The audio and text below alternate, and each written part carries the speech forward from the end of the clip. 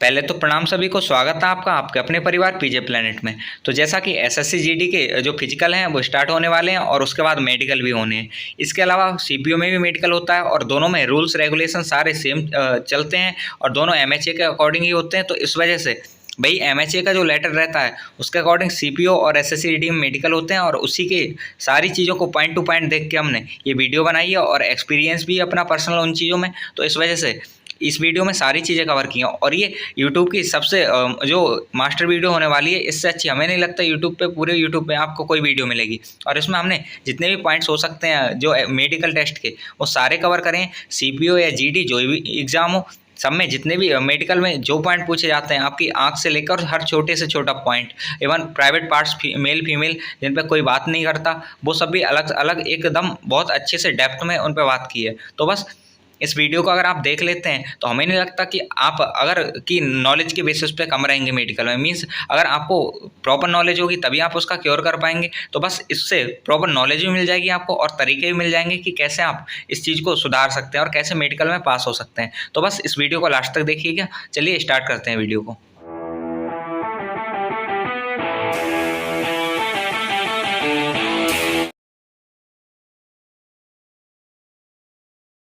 इसमें हम बात करने वाले हैं आई टेस्ट के लिए, मतलब विजन टेस्ट जो होता है वहाँ पे, कि इसे कैसे किया जाता है। और ये कई सारे लोगों का इशू रहता है, जो सबसे ज़्यादा बच्चे निकलते हैं वो आई टेस्ट में ही निकलते हैं। और बस थोड़ी सी अगर सावधानी इसमें बरतें हैं तो आराम से इसे पास कर सकते हैं। तो बस इसी पे बात करेंगे और अभी टाइम भी है थोड़ा सा, तो देखेंगे हम कि जो 2-3 महीने का टाइम है उसमें अगर आपको कोई प्रॉब्लम है भी तो उसे कैसे दूर कर सकते हैं। उसके अलावा यहाँ पे हम सारी बातें करेंगे कि आंखें कैसे चेक होती हैं, या फिर कलर ब्लाइंडनेस कैसे चेक करते हैं वो, या फिर लेजर कराना सही है, और अगर लेजर कराना सही है कैसे पास हो सकते हैं बच्चे कराने के बाद, तो भाई कौन सा करा सकते हैं हम। जैसे कई तरह का कंटूरा होता है, लेजिक होता है, या फिर पीआर के आता है, इसके अलावा स्माइल होता है। तो इन सब में कौन सा सही रहेगा, कौन सा कराना सही है, तो इन सब चीज़ों के बारे में सब पूरी जानकारी देखेंगे। उसके अलावा कि 6x6 आई चलेगी या 6x6 से कम चलेगी, या फिर चार्ट कौन सा यूज होना है, या कलर ब्लाइंडनेस के लिए जो बुक यूज होती है वो कौन सी यूज होती है। तो उन सब चीज़ों के लिए भी हम चर्चा करेंगे और बाद में इनका पीडीएफ भी दे देंगे जिससे आप घर पे रेगुलर प्रैक्टिस कर सकें। अगर आपको इन्हें चार्ट से प्रैक्टिस करनी है, थोड़ी बहुत आपको कमी लगती है तो वो सब चीज़ें देखेंगे। तो चलिए स्टार्ट करते हैं वीडियो को। सबसे पहले हम आते हैं कि ये सब चीज़ें हम बताने वाले कहाँ से हैं। तो भाई हम कुछ अपने घर से नहीं बताने वाले, या फिर ऐसा नहीं है कि कुछ फेक बता रहे हैं या कहीं से भी कुछ उठा के बता रहे हैं। तो ये government of India, ministry of home affairs, ये जितनी सीएपीएफ आती है मिनिस्ट्री ऑफ होम अफेयर्स के अंडर आती है। और मिनिस्ट्री ऑफ होम अफेयर्स की वेबसाइट से, sorry, ministry of home affairs का ये एक लेटर है जो कि सीआरपीएफ की वेबसाइट से हमने उठाया है। और इसी से आपके जो मेडिकल है वो किए जाते हैं। जो डॉक्टर्स होते हैं उनके पास भी ये लेटर पूरा रहता है जिसमें लिख रखा होता है कि किस बच्चे को किस मतलब पॉइंट में, मतलब किस चीज़ के लिए कितने पॉइंट देने हैं और क्या क्या मतलब कमियां होनी चाहिए या फिर क्या क्या सूटेबिलिटी होनी चाहिए, इसके हिसाब से उसे पास किया जाएगा। तो यही है। और इसमें साफ दे रखा है कि guidelines for recruitment medical examination in central armed police forces and Assam rifles, mean CAPF, और असम राइफल्स के लिए जितने भी मेडिकल्स होंगे वो सब इसी बुक के अकॉर्डिंग होते हैं। और ये 100 पन्नों का पीडीएफ है जो कि थोड़ा सा कॉम्प्लेक्स लैंग्वेज में, और इसे हम बिल्कुल आपको बहुत अच्छे से एक सिंपल लैंग्वेज में बताने की कोशिश करेंगे। यहाँ पे लिख भी रखा है कि रिवाइज हुआ था 2015 मई में। तो बस ये है। और इसी के अकॉर्डिंग आप चाहें तो इसे वहाँ पे गूगल पे सर्च कर सकते हैं, वहाँ पे आपको मिल जाएगा। ये 100 पन्नों का पीडीएफ है, अराउंड 42 MB का रहेगा।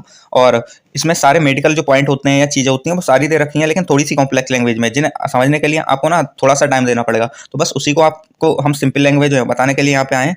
चलिए स्टार्ट करते हैं। सबसे पहले जो आई है इसकी रिक्वायरमेंट क्या रहती है, मतलब इन्हें कितनी आई चाहिए, क्या क्या चाहिए, तो इसे देख लेते हैं। सबसे पहले अगर हम बात करें तो हम लोग जो आते हैं, मतलब जो एग्जाम आता है एसएससीजीडी का, तो ये आता है ओआरएस एसओएस के अकॉर्डिंग, मतलब अंडर। मींस इसमें जो कैटेगरी होती है अपनी ओआरएस कहते हैं जो अदर्स होते हैं, अदर रैंक्स होती हैं उनके लिए, और एसओएस होती हैं जो सबऑर्डिनेट रैंक्स होती हैं उनके लिए। अब अदर्स रैंक्स में या फिर सबऑर्डिनेट रैंक्स होती हैं, ये क्या होती हैं, तो सबऑर्डिनेट रैंक्स लाइक एसआई हो गया, एएसआई हो गया, तो इनकी जो वैकेंसीज होती हैं वो एसओएस सबऑर्डिनेट रैंक्स में आती हैं। वहीं अदर्स में अपनी जीडी हो गया या इससे रिलेटेड जितनी वैकेंसी होती हैं वो आती हैं। तो अपने लोगों के लिए जो मेडिकल मेजरमेंट चाहिए होगा, आंखों का विजुअल स्टैंडर्ड्स चाहिए होंगे, वो एसओएस वाले चाहिए होंगे, क्योंकि अपने लोग एसओएस और ओआरएस मतलब एक ही कैटेगरी में आते हैं। फिर इसके अलावा ये सीटी ड्राइवर्स की है, इसके अलावा और भी है उसमें गैजेटेड। ये पूरा पीडीएफ है जिसमें दे रखा है। वहीं पे पेज नंबर आप 63 पे जब आएंगे तो आपको ये देखने को मिल जाएगा उस पीडीएफ में। और ये पीडीएफ भी हम अपने टेलीग्राम पे डाल देंगे, और टेलीग्राम का लिंक डिस्क्रिप्शन में आपको मिल जाएगा, वहाँ से आप ज्वाइन कर सकते हैं इसे। तो ये जो है ओआरएस एसओएस, इसके जो अंडर हमारी जीडी की वैकेंसी आती है, और इसके जो विजुअल स्टैंडर्ड हैं वो हमें देखने होंगे। अगर आप उन्हें फुलफिल करते हैं तो आप मतलब आपकी आई ठीक है, आप उसे टेस्ट को पास कर सकते हैं। इसके अलावा कुछ टेस्ट भी करते हैं वो, उन पर भी चर्चा करेंगे। तो बस यहाँ पे जो आई के टेस्ट होते हैं वो 2-3 टेस्ट ही होते हैं। एक नियर विजन का करते हैं, वो नियर विजन का, फिर डिस्टेंट विजन का, फिर वो कलर विजन का करते हैं, और लास्ट में एक near vision, distant vision, colour vision मतलब कलर ब्लाइंडनेस। इसके बाद एक ये स्ट्रैबिस्मस टेस्ट होता है, जैसे आई ये मिस अलाइनमेंट कहते हैं। तो बस ये 3-4 टेस्ट होते हैं, और उसके बाद वो आपको पास या फेल दे देते हैं। तो फिर देखते हैं इन्हें, जैसे विजुअल अगर नियर स्टैंडर्ड की बात करें, नियर विजन की बात करें, तो ये वेटराई ने N6 चाहिए, वहीं वर्साई N9 चलेगी। नेक्स्ट आता है कि जो अगर आपको डिस्टेंट विजन है तो कितनी होनी चाहिए, तो वेटराई 6x6 है, वहीं वर्साई 6x9 है। तो अब ये वर्साई वेटराई का क्या सीन है, ये भी बात करेंगे। उसके अलावा ये जो रिफ्रैक्शन है, मीन्स यहाँ पे दे रखा है कि कोई भी तरह का ग्लास व्लास यहाँ पे परमिटेड नहीं है, मतलब विजुअल करेक्शन अगर आपने कराया है तो उसके लिए। वहीं कलर विजन के लिए एक बुक ये यूज़ करते हैं, इसका नाम सियारा है। इसका भी PDF हम आपको टेलीग्राम पे दे देंगे, वहाँ से आप देख लेना। ये बुक यूज़ होती है, इसमें मतलब इसी को ये रीड करा के पूछते हैं आपसे कलर ब्लाइंडनेस में।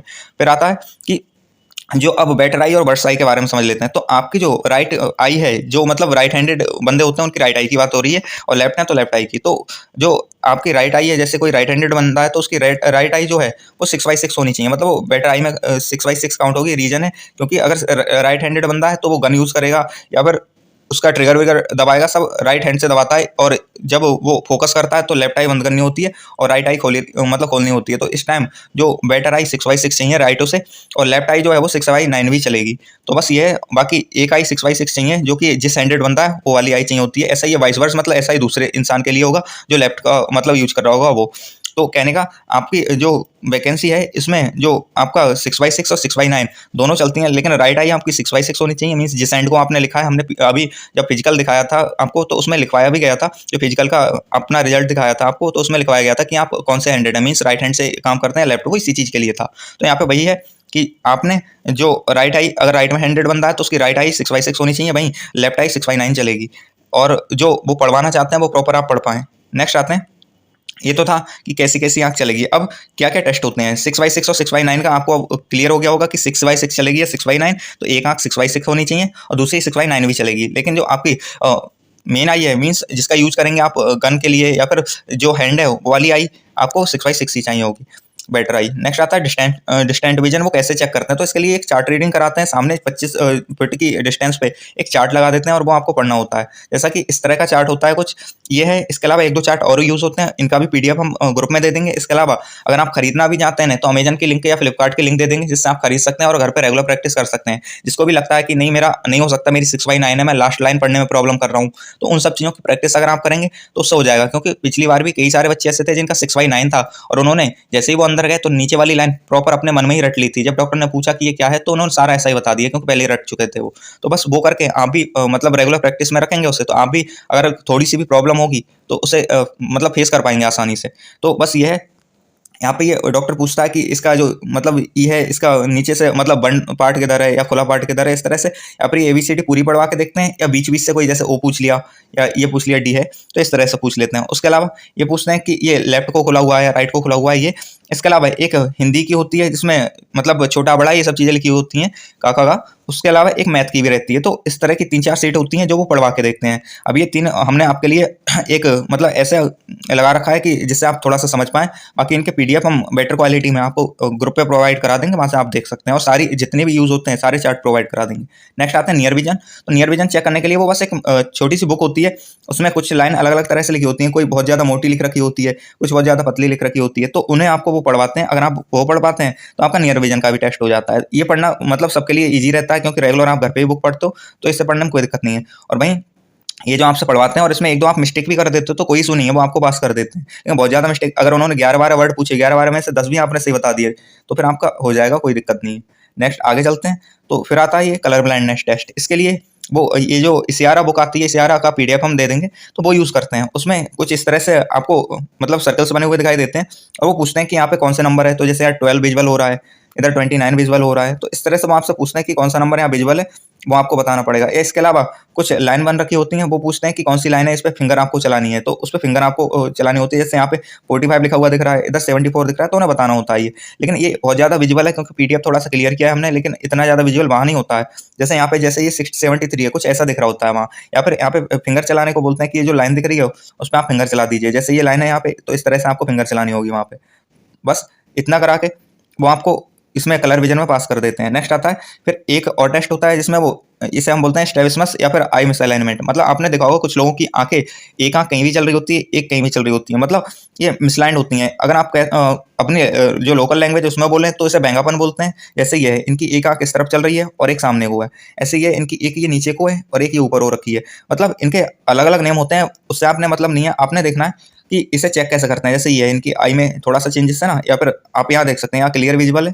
जैसे यहाँ पे एक आई इनकी सामने है और एक साइड में घूम रही है फ्री में। तो बस इसका टेस्ट करते हैं। इसके लिए वो एक पेन लेते हैं और वो आंखों के चारों तरफ घुमाते हैं और आपसे बोल देते हैं कि आपका जो फोकस है वो पेन पे ही होना चाहिए। पेन को गोल गोल गोल गोल इस तरह से राउंड राउंड घुमाते रहते हैं और आपकी आंख भी उसके अकॉर्डिंग गोल गोल घूमनी चाहिए। ऐसा नहीं है एक आंख कहीं जा रही है दूसरी कहीं जा रही है, तो उससे वो चेक कर लेते हैं कि आपकी आंख में बैंगापन तो नहीं है। तो बस इसका एक ये टेस्ट होता है। बस ये 3-4 टेस्ट होते हैं, एक नियर विजन का, एक डिस्टेंट विजन का, एक ये अपना, और एक हो गया कलर ब्लाइंडनेस का। और बस ये रहता है। बाकी आंख में टॉर्च वॉर्च मार के देखते हैं कि कोई इंजरी तो नहीं है और बाकी चीज़ें, बस इतने पे ही आपका ये जो है वो पास कर देते हैं। अब ये तो हो गया कि जो नॉर्मल बंदा है वो आराम से पास कर पाएगा ये सारी चीज़ें। लेकिन अगर आपको कोई प्रॉब्लम है या आपकी आई 6/6 ना होकर 6/9 है, तो क्या कर सकते हैं? 6/9 नहीं, 6/12 या और भी मतलब प्रॉब्लम्स हैं, तो क्या कर सकते हैं? तो भाई आंखों के लिए वैसे तो इसमें साफ दे रखा है, आप देख सकते हैं कि केवल जो लेजिक है वो चल सकती है, और वो भी केवल गजेटेड पोस्ट के लिए है ये, कि जो डीएजीओस की वैकेंसीज होती हैं उनमें, जो गजेटेड ऑफिसर्स की होती हैं उनमें केवल ये आपकी चल सकती है। इसके अलावा कहीं भी आपकी पूरी इस पीडीएफ में कहीं नहीं दे रखा कि आपकी मतलब जो लेजर वेजर कुछ भी चल सकेगी। और उसमें भी दे रखा है कि जो सर्जरी हो रही चाहिए वो एटलीस्ट 6 मंथ पुरानी तो होनी चाहिए एग्जामिनेशन। और इसमें वो सर्टिफिकेट भी देखते हैं। सर्टिफिकेट मीन्स जो आपका उस टाइम डॉक्यूमेंट रहे होते हैं, जो डॉक्टर ने लिख के दिया होता है, वो सब चीज़ देखते हैं कि ये 6 महीने पुराने हैं या नहीं है। ठीक है, तो बस ये है। और ये सर्जरी अनकम्प्लिकेटेड होनी चाहिए। ये सब इन्होंने कुछ चीज़ें दे रखी हैं कि जो उस टाइम जब उसने सही किया हो तो ये जो रेसिडुअल कर्नियल थिकनेस है वो 425 माइक्रोन ये सब होनी चाहिए। तो ये चीज़ें हैं जो मतलब वहाँ पे गजेटेड के लिए दे रखी हैं पूरे पीडीएफ में। इसके अलावा कहीं नहीं दे रखा कि जो आप गो से और इन सब में हो, जियोस में या ओआरएस में, तो इसमें भी आपकी ये चलेगी, ऐसा कुछ नहीं दे रखा। मीन्स जब केवल अगर उन्हें चाहिए होता तो इसके लिए नहीं देते, सबके लिए ही दे दिए होते। तो कहने का मतलब ये है कि यहाँ पे डायरेक्टली तो सीधे नहीं कह सकते कि आपका ये जो है वो चलेगा। लेकिन हाँ, बहुत सारे बच्चे पास होते हैं, और कई सारे आपने भी सुने होंगे, आपके आसपास भी होंगे, जो लेजिक या फिर मतलब कोई भी मतलब लेजर करा के और पास भी होते हैं, ठीक ठाक भी मतलब जॉब भी कर रहे हैं आज। तो बस है। हाँ, तो उसी के बारे में हम बता रहे हैं कि हाँ, आप कराना चाहते हैं तो करवा सकते हैं, लेकिन इस पीडीएफ में सॉरी, कहीं नहीं दे रखा कि वो चीज़ चलेगी। बस दे रखा है तो ये मतलब जो गजेटेड ऑफिसर्स हैं उनके लिए दे रखा है। उनके लिए भी आपको थोड़ा सा उनने गाइडलाइन दे रखी है कि ऐसा ऐसा होना चाहिए। अब आगे चलते हैं, तो ये लेजर कौन सा कराना सही रहेगा? जैसे अलग अलग सुने होंगे, ये कंटूरा विजन होता है या स्माइल होता है, लेजिक होता है। इसके अलावा अगर हम बात करें तो पीआरके होता है, और भी कई सारे होते हैं। तो बस मेजर ये जो है हम जिनके बारे में जानते हैं तो उन्हें बता रहे हैं। तो भाई अगर हम इन सब में बात करें कि कौन सा डॉक्टर नहीं पकड़ सकता, तो इस सब में सबसे मतलब बेस्ट रहता है ये कंटूरा विजन रहता है। इसे डॉक्टर भी मतलब इतनी जल्दी नहीं पकड़ सकता। लेकिन इसमें थोड़ा सा ये रहता है कि आपकी जो कह सकते हो रिकवरी होती है वो थोड़ा सा टाइम लेती है, लगभग अराउंड 2 महीने, 1.5 से 2 महीने मान के चलो, इतना रिकवरी में टाइम लगता है। और बाकी ये जो रहती है थोड़ी सी महंगी रहती है, लेकिन इसमें कई सारी चीज़ें हैं कि यहाँ पे 1 लाख के अराउंड शायद इसका रहा होगा, एग्जैक्ट हमें नहीं है। लेकिन ये जो कंटूरा विजन है इसके पॉजिटिव रिजल्ट हैं भी, और कई सारे लोग इससे पास होते भी। हम ये एडवाइस नहीं दे रहे कि आप इसे कराइए या मत कराइए, ये तो आपके ऊपर है कि आपने कराना है या नहीं कराना है, और आप डॉक्टर से सलाह ले सकते हैं इस बारे में। लेकिन हम बस इतना बता रहे हैं कि अगर आपको कराना है तो सबसे बेस्ट जो रहेगी वो कंटूरा विजन रहती है, क्योंकि इसे डॉक्टर डिटेक्ट नहीं कर सकता। और मतलब ऐसा नहीं है बिल्कुल नहीं कर सकता, लेकिन हाँ 99% प्रोबेबिलिटी है कि डिटेक्ट नहीं कर पाएगा वो, क्योंकि इसमें ऐसा कुछ दिखता नहीं है। अगर आपकी रिकवरी प्रॉपर हो रखी है या आंखों में ड्राइनेस इतनी नहीं है, जैसे आपने 3-4 महीने पहले कराई है, तो आराम से हो सकता है। इससे मतलब आप पास कर सकते हैं, कोई इशू नहीं है। तो ये था। बाकी आप जो कराना चाहते हैं वो करा सकते हैं, लेकिन इससे पहले आप अपने डॉक्टर से अच्छी सलाह लीजिए। हमने लिख भी रखा है कि हम कोई एक्सपर्ट या डॉक्टर ऐसा नहीं है, बस आपको ये बताना था कि क्या चीज़ बेस्ट है, इसलिए आपको ये बताया। बाकी अपने डॉक्टर से काफ़ी अच्छे से सलाह लें, और काफ़ी अच्छे डॉक्टर से सलाह लें, और फिर अपने बुद्धि विवेक से भी सोचें कि भाई हमारे कराना चाहिए नहीं कराना चाहिए, उसके बाद ही कराएं। तो बस ये था। तो क्वालिटी ऑफ विजन भी ठीक ठाक देता है ये कंटूरा। उसके अलावा पेनलेस, तो सारी जितनी लेजर हैं सारी पेनलेस ही रहती हैं। इसकी रिकवरी भी थोड़ा सा टाइम लेती है, लेकिन अगर रिकवरी हो गई तो फिर प्रॉब्लम नहीं रहती। इसके अलावा ड्राइनेस, हाँ ड्राइनेस तो ठीक ठाक रहती है। ये लुब्रिकेंट देते हैं, लुब्रिकेंट मीन्स आंखों में लगाने का ड्रॉप देते हैं, और आपको रेगुलर वो यूज भी करना होता है, रीजन रहता है, वरना आंखें ड्राई रहती हैं। डॉक्टर इसी वजह से पकड़ भी पाता है उसे, या तो दिखता है कि मतलब रिकवरी सही नहीं हुई है तब वो पकड़ लेता है, या फिर आंखों की ड्राइनेस से पकड़ लेता है कि आपकी आंखों में ड्राइनेस है, मीन्स आपने मतलब लेजर करा रखा है। तो इन सब चीज़ों से उसके पास और भी काफ़ी चीज़ों का एक्सपीरियंस होता है, तो वो कभी कभी पकड़ लेता है। और पकड़ लेता है तो इशू है, नहीं पकड़ पाता है तो आप नॉर्मली मतलब उसे क्लियर कर सकते हैं। तो ये चीज़ें थी।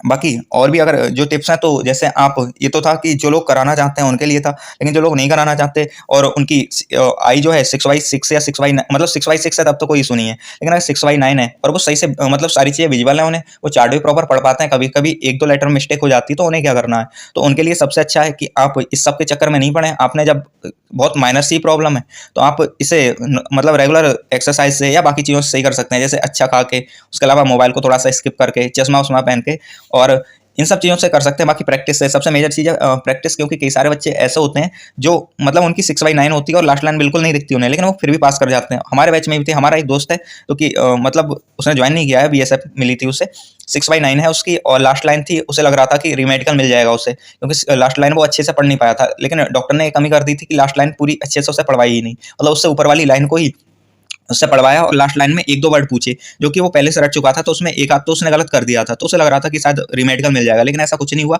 तो वो आपकी किस्मत के ऊपर भी है कि डॉक्टर नीचे वाली लाइन पढ़वाता भी है आपसे या नहीं पढ़वाता है, लेकिन ये था कि जो आपका वहाँ पे मेडिकल डॉक्टर रहेगा वो उस पर डिपेंड करेगा। बाकी आप फिर भी अपनी प्रैक्टिस करते जाएं और वहाँ पे जब भी आप जाएं तो सामने जो चार्ट लग रखे होते हैं उन्हें एक बार देख लें कि कौन सा चार्ट क्या है। अगर आपको प्रॉब्लम लगती है कि नहीं पढ़ पाऊंगा मैं, तो नीचे वाली लाइन या जो भी लाइन आप नहीं पढ़ पाएंगे उसे अच्छे से रट लें, पढ़ लें, क्योंकि इतना टाइम मिलता है वहाँ पे, जब वो डॉक्यूमेंटेशन और बाकी चीज़ें कराते हैं, अंदर नाम लिखवाते हैं, तो अंदर आप देख सकते हो। और बाकी आपसे पहले जो बच्चे होंगे उनका भी हो रहा होगा, तो एक साथ लगभग 10-15 बच्चों का ग्रुप बुलाते हैं, वो वहाँ पे आप देख सकते हैं। साथ ही साथ वो जब वो पढ़ने को बोलते हैं तो एक हाथ से एक आंख छिपाते हैं और दूसरी आंख खुली रहती है, उससे देखते हैं और उससे बताते हैं। तो आपने जो हाथ से जो आंख छिपी हुई थी उसे बंद नहीं करना। अगर आप बंद करेंगे तो जब आप खोलेंगे तो फिर जैसे आप बार बार आंख ब्लिंक करते हैं तो फिर खोल के देखते हैं प्रॉपर दिखाई नहीं दे पाता, ऐसा ही वहाँ पे रहेगा और आप दिक्कतें कर जाएंगे। तो बस जो हाथ से आंख छिपाई जाएगी उसे बंद नहीं करना है। दूसरा, वहाँ पे लाइट बहुत ज़्यादा लग रखी होती है इधर उधर, तो लाइट की तरफ ज़्यादा नहीं देखना है। अगर ज़्यादा देखेंगे तो फिर आंखों में आपके प्रॉब्लम रहेगी, इचिंग सी भी रहेगी, और आप जब जो चार्ट होगा उसे देखेंगे तो वहाँ पे भी सही से मतलब परफॉर्म नहीं कर पाएंगे। तो अच्छा है कि आप चार्ट पे नज़र रखिए और उसके अलावा इधर उधर की ज़्यादा चीज़ें नहीं देखनी है।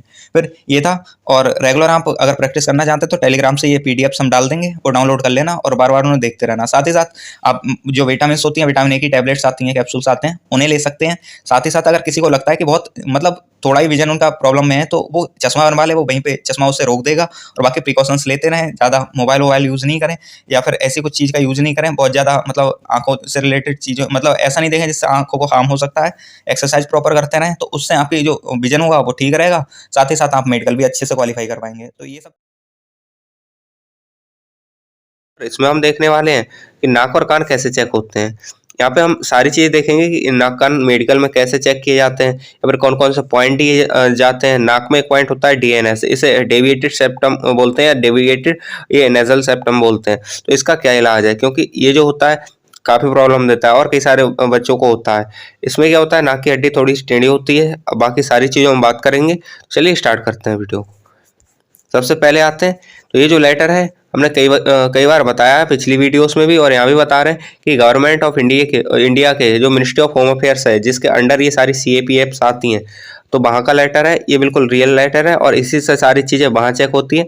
इस वजह से इसका ही रेफरेंस लेके आपको यहाँ पे समझा रहे हैं हम, और यहाँ पे कोई भी चीज़ गलत नहीं है। साथ ही साथ ये 2015 में भी रिवाइज हुआ था, तब से यही लेटर चल रहा है। तो आगे चलते हैं। यहाँ पे हम देखते हैं तो हियरिंग स्टैंडर्ड्स के लिए यहाँ पे एग्जामिनेशन दे रखा है कि कौन कौन से होने हैं। तो चलिए अब देखते हैं कि एग्जामिनेशन जो हियरिंग स्टैंडर्ड्स का होता है, मतलब कान का जो आपका मेडिकल होगा उसमें क्या क्या चेक होगा और क्या क्या चीज़ें रहेंगी। और सबसे पहले आती है डीफनेस। अगर आपको डीफनेस है मतलब बहरापन है, तो किसी भी तरह का बहरापन नहीं चलेगा, आपको अनफिट कर दिया जाएगा। साथ ही साथ अगर परसिस्टेंट ईयर डिस्चार्ज है, मीन्स लगातार आपका कान बहता रहता है, तो उस कंडीशन में भी आपको डिक्लेयर अनफिट कर दिया जाएगा। फिर आता है परफोर्टेशन ऑफ टिम्पैनिक मेम्ब्रेन। मीन्स अगर आपके कान के पर्दे में कभी मतलब प्रॉब्लम थी और आपने हील करा रखा है और अभी कोई प्रॉब्लम नहीं है, अच्छे से आप सुन पा रहे होते हो सारी चीज़ों को, तो आपको फिर एक्सेप्ट कर लिया जाएगा, मतलब आपको रिजेक्ट नहीं किया जाएगा। नेक्स्ट आता है कुछ बीमारियां होती हैं, यहाँ पे उनके नाम भी दे रखे हैं, तो उतना जरूरी नहीं है, लेकिन जो जरूरी है वो बता देते हैं। ये कुछ इस तरह की बीमारियां जिससे आपके कान में रास्ते में कुछ ना कुछ जमा हो जाता है, या फिर कह सकते हो कभी हड्डी निकल जाती है, या फिर कहीं मांस ही बढ़ जाता है। तो उससे क्या होता है, बाहर से चीजें दिखाई नहीं देती और प्रॉपर सुनाई भी नहीं आता। तो ये बीमारियां हैं, तभी आपको रिजेक्ट कर दिया जाएगा। फिर आगे आते हैं। अब ये ईयर ड्रम्स या फिर कान का पर्दा जो होता है उसका एग्जामिनेशन क्या होता है। मेन चीज यही होती है, इसी का एग्जामिन करने के लिए डॉक्टर आपको बुलाता है, इसके अलावा और बहुत सारी चीजें वो नहीं देखता। तो सबसे मेन बात है, ये जो किया जाता है एक मशीन से किया जाता है, इसे ऑटोस्कोप या ओरोस्कोप भी कहते हैं। यहाँ पे ये मशीन देख रहे होंगे आप, दिख रही होगी, इससे देखते हैं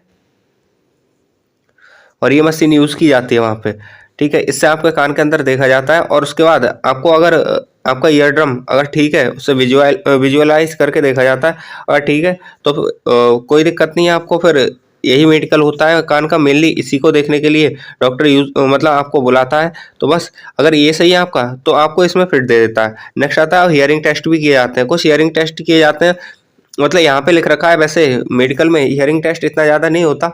ये दे रखा है कि आपको लगभग 6 मीटर की डिस्टेंस तक प्रॉपर सुनाई देता है अगर किसी बात को बोला जाएगा। तो इस तरह से 6 मीटर की डिस्टेंस पे जाके कुछ आपको चेक किया जाएगा, लेकिन वहाँ पे ऐसा कुछ हुआ नहीं था, यहाँ पे जो दे रखा है इसलिए समझा रहे हैं आपको। नेक्स्ट आते हैं, तो फिर यहाँ पे दे रखा है अनफिट कर लिया जाएगा कैंडिडेट को अगर ये कुछ बीमारियां हैं। तो एक्सटर्नल ईयर में दे रखी हैं ये बीमारियां। एक्सटर्नल ईयर मतलब बाहर वाला कान आप जो होता है, तो वहाँ पे ये कई सारी बीमारी होती हैं जिनमें आपका कान या फिर छोटा होता है या फिर होता ही नहीं है, ये जो बाहर वाला कान होता है। तो इन सब से रिलेटेड बीमारियां इतनी ज़्यादा जरूरी नहीं है। अगर आपको भी पता है बाहर से अगर कान दिखेगा ही नहीं तो फिर अनफिट कर ही देंगे। नेक्स्ट आता है यहाँ पे जो मेन बीमारी है वो यहाँ देख लेते हैं।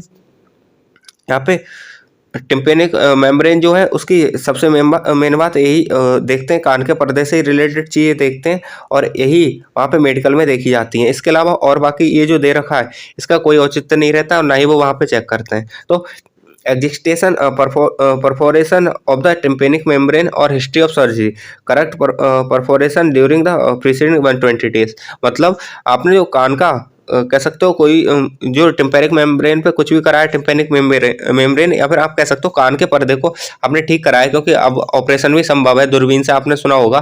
तो उसमें कान में मतलब एंडोस्कोपी की हेल्प से हो जाता है वो। तो अगर आपने वो कराया है तो लगभग 120 दिन मिनिमम आपके लिए होने चाहिए, उससे पहले 120 दिन पहले आपने ये कराया हुआ होना चाहिए।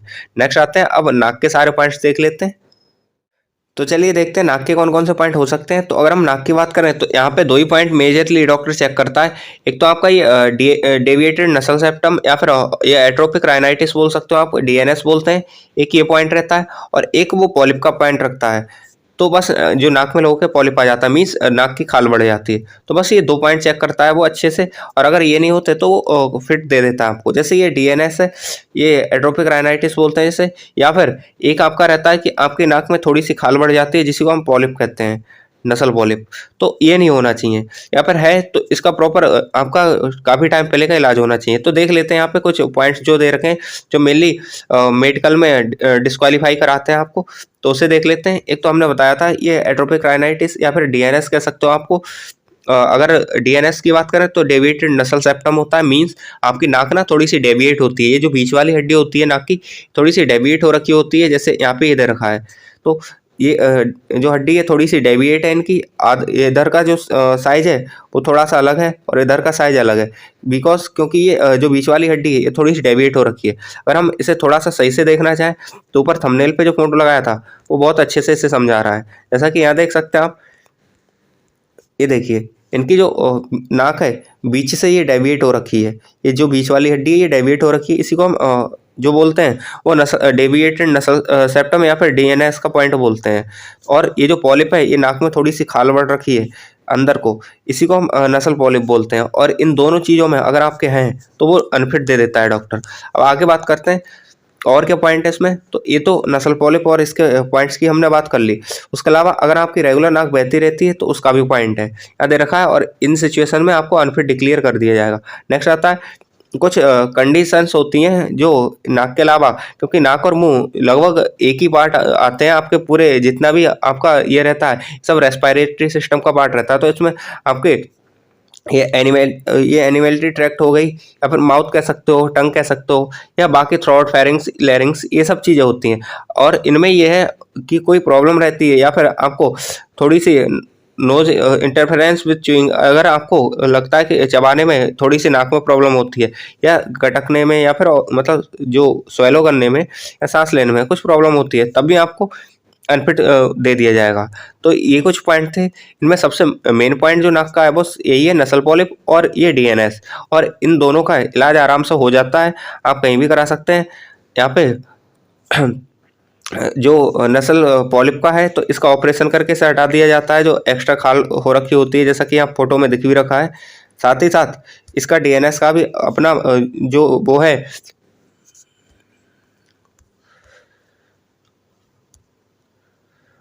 तो ये तो हम देख चुके हैं कि यहाँ पे कैसे मेडिकल में नाक से रिलेटेड पॉइंट है। अब देखते हैं कि नाक को चेक कैसे किया जाता है। अगर हम बात करें चेक करने की प्रोसेस नाक को, तो वो आपको एक नाक बंद करता है और दूसरी नाक से सांस लेने को बोलता है डॉक्टर। फिर ऐसे ही दूसरी नाक को बंद करता है और पहली नाक से सांस लेने और छोड़ने को बोलता है। और उसे लगता है कि प्रॉपर आप सांस ले पा रहे हैं तो ठीक है। अगर किसी के डीएनएस होता है तो वो नाक को ऊपर करके और इधर उधर हिला के देखता है, जिससे उसे पता चल जाता है कि नाक की हड्डी कहीं बड़ी हुई तो नहीं है। साथ ही साथ वो अगर आपको प्रॉपर सांस ले पाते हो आप, तो उसे सीधे से पता चल जाता है कि अगर डीएनएस होता तो उसे सांस लेने में थोड़ी सांस रास्ते में मतलब फंसती, और ऐसा कुछ नहीं है तो ऐसे ही वो छोड़ देता है। बाकी जो नेजल पॉलिप होता है वो बाहर से ही दिख जाता है, तो उसका पॉइंट वो दे देता है अगर दिख जाता है तो ये था। साथ ही साथ ये चीज़ें तो हम देख चुके हैं। अब क्या इनका जो इलाज है वो क्या है वो देख लेते हैं। तो सबसे मेन बात, आप कैसे इसे मतलब ओवरकम कर सकते हो अगर प्रॉब्लम है आपको, तो दोनों चीज़ों पे बात करेंगे। सबसे पहले कान की बात कर लेते हैं। तो कान में हमने बता ही रखा है कि अगर कान के मेनली पर्दा देखा जाता है, तो आपका जो कान का पर्दा है, ईयर ड्रम कह सकते हो, वो बिल्कुल परफेक्ट होना चाहिए। अगर नहीं है तो इनके भी इलाज हैं कई सारे। प्रॉपर आप अच्छे डॉक्टर से मिलिए, ईएनटी डॉक्टर से जो कि बेस्ट डॉक्टर हो, और उससे बात करेंगे तो वो आपको बता देगा कि क्या क्या इसके इलाज हैं। यहाँ पे दूरबीन विधि होती है जिससे हम इसका कान का ऑपरेशन होता है। वैसे तो पहले से एक और तरीका था कि जो कान था उसके पीछे एक चीरा लगाया जाता था इस तरह से, और उससे करते थे, लेकिन वो मेडिकल में अलाउ नहीं है। आप चाहें तो ये जो दूरबीन वाला तरीका होता है उससे करवा सकते हैं, वो अलाउ हो जाएगा। और वो लगभग 1 डेढ़ 2 महीने में लगभग आपका मेडिकल, उसके बाद आप जा सकते हैं। और उसके प्रोसेस भी लगभग 1.5 से 2 घंटे लगते हैं। 2 घंटे में आपका ये सर्जरी कंप्लीट हो जाती है, और उसके बाद 1-2 महीने बाद अगर आप मेडिकल में जाएंगे तो अनफिट नहीं होंगे। तो ये था कान का। और कान में बस यही होता है मेनली। बाकी आप कान का ध्यान रखें, लगातार उसमें पानी नहीं जाने दें, क्योंकि कान में पानी जाता है उसी से चीज़ें होती हैं। साथ ही साथ जब भी आप मेडिकल में जाएं तो कान की हम बात बता रहे हैं, कान को चेक करा के जाए, साफ करा के जाएं। कोई वैक्स कान में नहीं होनी चाहिए। लेकिन अब ये कराना कब है, तो ऐसा नहीं है कि तुरंत जिस दिन गए उससे 1 दिन पहले कराओ, क्योंकि जब कान की वैक्स निकालता है डॉक्टर, क्योंकि काफ़ी टाइम से नहीं निकली होती है तो वो जम जाती है। और जब ज़बरदस्ती निकाली जाती है तो कान में थोड़ी सी डैमेजेस देखने को मिल जाती हैं और लाल-लाल सा हो जाता है। अब अगर आप तुरंत ही निकलवाओगे उसे, तो फिर डॉक्टर को भी लाल-लाल दिखेगा, वो नेगेटिव आप जाओगे तो उससे प्रॉब्लम रहेगी। आपने क्या करना है, कम से कम 10 से 15 दिन पहले वो करा लें, और उसके बाद कान में पानी-वानी ना जाने दें। आप नहाते वक़्त भी रुई या फिर कॉटन कुछ भी यूज़ कर सकते हैं, इससे कान में बहुत ज़्यादा पानी ना जाए। इस तरह से कान आपका सेफ रहेगा और मेडिकल भी आप पास हो जाएँगे। तो ये था कान का। अब आते हैं नाक के पॉइंट पे। तो नाक के ये 2 पॉइंट थे, तो इनका क्या करना है? तो नाक के इन दोनों पॉइंट का ऑपरेशन हो जाता है। इनकी आराम से इन्हें कट करके इसे निकाला जा सकता है। ये जो नेज़ल पॉलिप होता है तो इसका आप करा सकते हैं, लेकिन एक अच्छे डॉक्टर से कराएँ। साथ ही साथ ये डीएनएस का पॉइंट है, इसके भी ऑपरेशंस हो जाते हैं, तो इसे भी आप करा सकते हैं। ये जो जिसकी भी डेविएटेड है नाक की बीच की हड्डी, तो उसे पता होगा कि हाँ डेविएटेड है मेरी, उसे ध्यान रखना चाहिए। और साथ ही साथ जल्द से जल्द इसका ऑपरेशन करा लें, क्योंकि इसमें जो जितने भी डॉक्यूमेंट मांगे जाते हैं वो 6 महीने पुराने मांगे जाते हैं। मीन्स आपका कोई भी ऑपरेशन है या कहीं भी स्टिचेस भी लगा है तो वो 6 महीने पहले लगा हुआ होना चाहिए। तो ये सब चीज़ें, बाकी यहीं तक था ये वीडियो, और इसमें हम सारी चीज़ें जितनी भी थी वो बता चुके हैं। लेकिन अगर आपको फिर भी लगता है कि कोई भी चीज़ छूटी है तो आप कमेंट में बता देना, हम बता देंगे। यहाँ पे देख लीजिए, यहाँ पे एक नोट दे रखा है, only mark DNS obstructing the airway will entail rejection. और किसी को डीएनएस है जिसमें मतलब सांस लेने में प्रॉब्लम होती है तो उसे रिजेक्ट कर दिया जाएगा। अब आगे चलते हैं। ये हमारी तरफ से टिप्स यही थे कि आपको जाना है तो जो जितने भी मेडिकल में जा रहे हैं लोग, अभी तो नहीं लेकिन जब भी मेडिकल होगा तो सबसे पहले ईयरवैक्स को रिमूव करके जाएं। साथ ही साथ आपकी नोज़ का भी ध्यान रखें। अगर आपको जुकाम या खांसी कुछ भी होनी नहीं चाहिए, अगर कोल्ड वोल्ड होता है तो वहाँ पे प्रॉब्लम रहती है, तो ध्यान रखना पहले से दवा लेके रखना, ये सब नहीं होनी चाहिए। पहले आज हम बात करने वाले हैं दांतों के मेडिकल टेस्ट के बारे में कि जो डेंटल मेडिकल टेस्ट होता है एसएससीजीडी में, सीपीओ में, वो कैसे होता है। तो बस उन पर बात करेंगे। साथ ही साथ बात करेंगे कि जो कुछ लोगों के दांतों में कीड़े लग जाते हैं, जैसा कि थंबनेल पे लग भी रखा है फोटो, या फिर कुछ लोगों के जो गम्स होते हैं, मसूड़े होते हैं, उनमें पायरिया होती है, तो उन सब का कोई सॉल्यूशन है या फिर मेडिकल में फेल होंगे या पास होंगे, तो उन सब चीज़ों पर हम बात करेंगे। तो चलिए स्टार्ट करते हैं वीडियो को।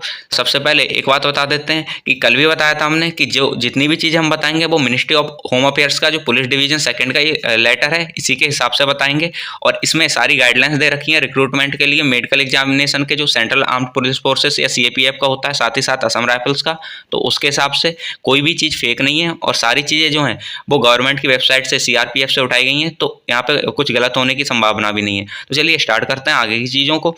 सबसे पहले हम आते हैं डेंटल एग्जामिनेशन पे। तो यहाँ पे कुछ जनरल कंसिडरेशन दे रखे हैं और इनके बारे में बात करते हैं। तो यहाँ साफ साफ दे रखा है कि जितने भी आपके दांत हैं वो मतलब रिजेक्शन उनका या एक्सेप्टेंस उनकी वो डिपेंड करेगा कि आपके जो दांत है कितने मतलब डिके हो रखे हैं और कितने रिमेनिंग है, मतलब अच्छे से वर्क कर रहे हैं, उसके हिसाब से। फिर नेक्स्ट पॉइंट दे रखा है कि आप या कोई भी कैंडिडेट है तो उसके पास एफिशिएंट नंबर में दांत होने चाहिए चबाने के लिए। अगर ऐसा नहीं है या फिर वो चबाने के लिए आर्टिफिशियल दांतों का यूज़ कर रहा है तो फिर उसे मतलब अंदर नहीं लिया जाएगा, उसे पास नहीं किया जाएगा। नेक्स्ट पॉइंट पे चलते हैं। तो दे रखा है जो कोई भी कैंडिडेट है कि उसके दांत अच्छे से चबा पा रहे हैं या नहीं चबा पा रहे हैं, वो चीज़ क्या डिसाइड करेगी, कैसे आप कह सकते हैं कि हाँ इसके दांत प्रॉपर हैं और इसके नहीं है। तो इसके लिए कुछ डेंटल पॉइंट दिए हैं, कुछ गाइडलाइंस दी हैं, उनके बारे में चर्चा करेंगे। साथ ही साथ हम बात कर लेते हैं कि सबसे पहले कि कौन कौन से दांत हमारे होते हैं, और आप जानते भी होंगे ये एक जबड़ा दे रखा है और उसमें भी हाफ पार्ट दे रखा है। मतलब यहाँ पे 16 में से 8 दांत दे रखे हैं। तो इनमें से ये सामने के जो दांत होते हैं 4 दांत होते हैं वैसे, लेकिन हाफ की बात करें तो 2 ही दांत होंगे, इन्हें इंसीजर कहते हैं। और ये साइड में ये दांत होते हैं कुत्ते जैसे जो दांत होते हैं नुकीले से, उन्हें कैनाइन कहते हैं। लास्ट उसके बाद 2 जो दांत होते हैं दाढ़ जैसे स्टार्ट हो जाते हैं, उन्हें प्रीमोलर कहते हैं। और लास्ट में ये 3 मोलर्स होती हैं। ये 3 नहीं है बाय द वे, 6 हैं, लेकिन हाफ है तो इस वजह से 3 हो जा रही हैं। तो ये थी, तो ये हमने बताया, रीजन था इसे बताने का कुछ, क्योंकि आगे इसका यूज़ होगा इस वजह से। तो चलिए स्टार्ट करते हैं आगे की चीज़ों को। तो यहाँ पे कुछ गाइडलाइंस दे रखी हैं कि किस किस में कितने पॉइंट मिलेंगे आपको। तो आप बस एक सिंपल सी चीज़ समझ सकते हैं कि अगर आपके जबड़े में ऊपर 16 दांत हैं और सेम ऐसे ही नीचे जबड़े में 16 दांत हैं, तो आपको 20 से 22 पॉइंट दिए जाएंगे। और इनमें से जो 20 से 22 पॉइंट होंगे, अगर आपके कोई दांत में कोई कमी है तो उन्हीं में से वो जो आपके पॉइंट होंगे वो कटते रहेंगे। ऐसे यहाँ पे एक चीज़ दे रखी है, ये एंटीरियर और पोस्टीरियर, ये समझ लीजिए ये क्या चीज़ होती है। अगर हम बात करें ऊपर, तो यहाँ पे ये जो हमारे दांत होते हैं सामने के, इंसीजर और कैनाइन, ये एंटीरियर में मतलब काउंट होते हैं। ये जो दांत है हमारे एंटीरियर में काउंट होते हैं। और ये 3 ही इधर होंगे, मतलब 6 हो गए टोटल। एंटीरियर 6 हो गए। एंड नेक्स्ट करते हैं थोड़ा सा आगे को। तो फिर जो पोस्टीरियर होते हैं इसमें प्रीमोलर और मोलर काउंट होते हैं। ये हमारे प्रीमोलर और मोलर की हम बात करें तो ये 5 इस तरफ हैं, 5 उस तरफ हैं, कुल मिला के 10 हो गए। तो ये कुल मिला के हमारे 16 हो जाते हैं एक जबड़े के दांत। अब हम बात करते हैं कि ये मतलब क्यों बताया है हमने। तो आपके जो एंटीरियर होने चाहिए उनमें 6 में से 4 प्रॉपर होने चाहिए। साथ ही साथ जो पोस्टीरियर हैं वो 10 में से 6 होने चाहिए। तो ये मिनिमम दे रखा है। अब आगे चलते हैं कि जो डेंटल पॉइंट्स हैं वो कैसे कैलकुलेट किए जाएंगे। तो उसके हिसाब से तो आपके अभी हमने समझाया था कि इंसीजर होते हैं, कैनाइन होते हैं, प्रीमोलर्स होते हैं एंड मोलर्स होते हैं। अब इनके बारे में तो हर जबड़े में जो दांत होते हैं हमने बताया था, इंसीजर 4 होते हैं, कैनाइन 2 होते हैं, मतलब ऊपर 2 नीचे 2, साथ ही साथ प्रीमोलर 4 और मोलर 6। तो ये कुछ दांत होते हैं। अब इनके लिए जो मार्क्स दिए जाते हैं या फिर कह सकते हो पॉइंट अलॉट किए जाते हैं, वो होते हैं इंसीजर में 1 दिया जाता है, कैनाइन में 1 दिया जाता है। ऐसा नहीं कि 4 इंसीजर के लिए 1 पॉइंट दिया जा रहा है, नहीं, 1 इंसीजर के लिए 1 पॉइंट, तो 4 के लिए साफ दे रखा है, 4 पॉइंट हो जाएंगे। सेम ऐसे ही 2 कैनाइन होते हैं, पर कैनाइन को 1 दांत मतलब 1 पॉइंट दिया जाएगा, तो इस तरह से ये 2 पॉइंट हो जाते हैं। नेक्स्ट प्रीमोलर में 4 प्रीमोलर होते हैं और हर प्रीमोलर को 1 पॉइंट, तो फिर ये 4 पॉइंट हो जाते हैं। साथ ही साथ मोलर्स हमारे 6 होते हैं और हर मोलर को 2 पॉइंट दिए जाते हैं। तो इस तरह से कुल 12 पॉइंट हो जाते हैं। अब ये तो थे कि किस तरह से आपको मार्किंग की जाएगी, आपके जो टीथ होंगे वो काउंट किए जाएंगे। अब आगे चलते हैं थोड़ा, यहाँ पे टोटल जो पॉइंट इस तरह से हम काउंट करते हैं तो ये बन जाते हैं हमारे 22 पॉइंट। अब 22 पॉइंट में से क्या आपको 22 लाने हैं? नहीं, बिल्कुल नहीं। अगर 22 में से आपके पास 14 डेंटल पॉइंट्स होते हैं तो आपको पास कर दिया जाता है, और इसके अलावा अगर कम होते हैं तो आपको फेल कर दिया जाता है। अब कुछ लोगों का सवाल होगा कि सर हमारे तो यहाँ पे 28 टीथ हैं या फिर 30 टीथ हैं, तो क्या हम तो कभी ये कंप्लीट नहीं कर पाएंगे, क्योंकि जब ये होंगे तो यहाँ पे कुछ मोलर्स की संख्या कम होगी। तो ऐसा कोई इशू नहीं है, फिर वो उसके रेशियो में आपको मान लिया जाएगा। अगर आपके 28 दांत हैं, 30 दांत हैं, तो उसके हिसाब से होगा, लेकिन ऐसा नहीं है कि आपको उसमें फेल कर दिया जाएगा। जैसे यहाँ पे 32 पे ये सारी कैलकुलेशन हो रही है, फिर आपकी 28 या 30 पे कैलकुलेशन की जाएगी, बस इतना है। फिर आगे चलते हैं थोड़ा सा। तो ये तो हम बता चुके हैं कि 14 आपके पास होने चाहिए। साथ ही साथ दे रखा है जो चीज़ें यहाँ पे जैसे फिलिंग करा लेते हैं, तो वेल फिल्ड जो टीथ होते हैं वो यहाँ पे मतलब पास कर दिए जाएंगे, लेकिन कोई भी पॉइंट जो आर्टिफिशियल टीथ हैं उन्हें नहीं दिया जाएगा। कहने का मतलब अगर आपने फिलिंग करा रखी है, फिलिंग अभी हम बात करेंगे फिलिंग पे भी, तो फिर आपको इन कर लिया जाएगा, क्योंकि उसका इतना पता भी नहीं चलता और साथ ही साथ तो कोई प्रॉब्लम नहीं रहती उससे। आगे हम नेक्स्ट पॉइंट पे बात कर लेते हैं, जो कि हमारा पायरिया का पॉइंट। अगर हम पायरिया पे बात करें तो जो गम्स होते हैं, गम्स में एक ही पॉइंट बनता है पायरिया का कि पायरिया नहीं होनी चाहिए। पायरिया मीन्स कुछ लोग होते हैं जिनके जो मसूड़े होते हैं उनमें से ब्लड आने लग जाता है। जैसे यहाँ पे देवी रखा है कि नॉर्मल गम्स जो होते हैं वो पिंक कलर के होते हैं और दांतों से आराम से चिपके रहते हैं, साथ ही साथ उनके बॉर्डर साफ होते हैं। लेकिन अगर कोई इंसान है, अगर उसे पायरिया की प्रॉब्लम है, तो उसके जो गम्स होते हैं वो दांतों को छोड़ने लग जाते हैं, कभी कभी वहाँ से ब्लीडिंग भी होने लग जाती है और कभी कभी ऐसा होता है उसमें पस भी पड़ जाता है। तो ये चीज़ें हैं और इस तरह का अगर कोई भी कैंडिडेट है तो शुड बी रिजेक्टेड, मतलब उसे रिजेक्ट किया जाएगा।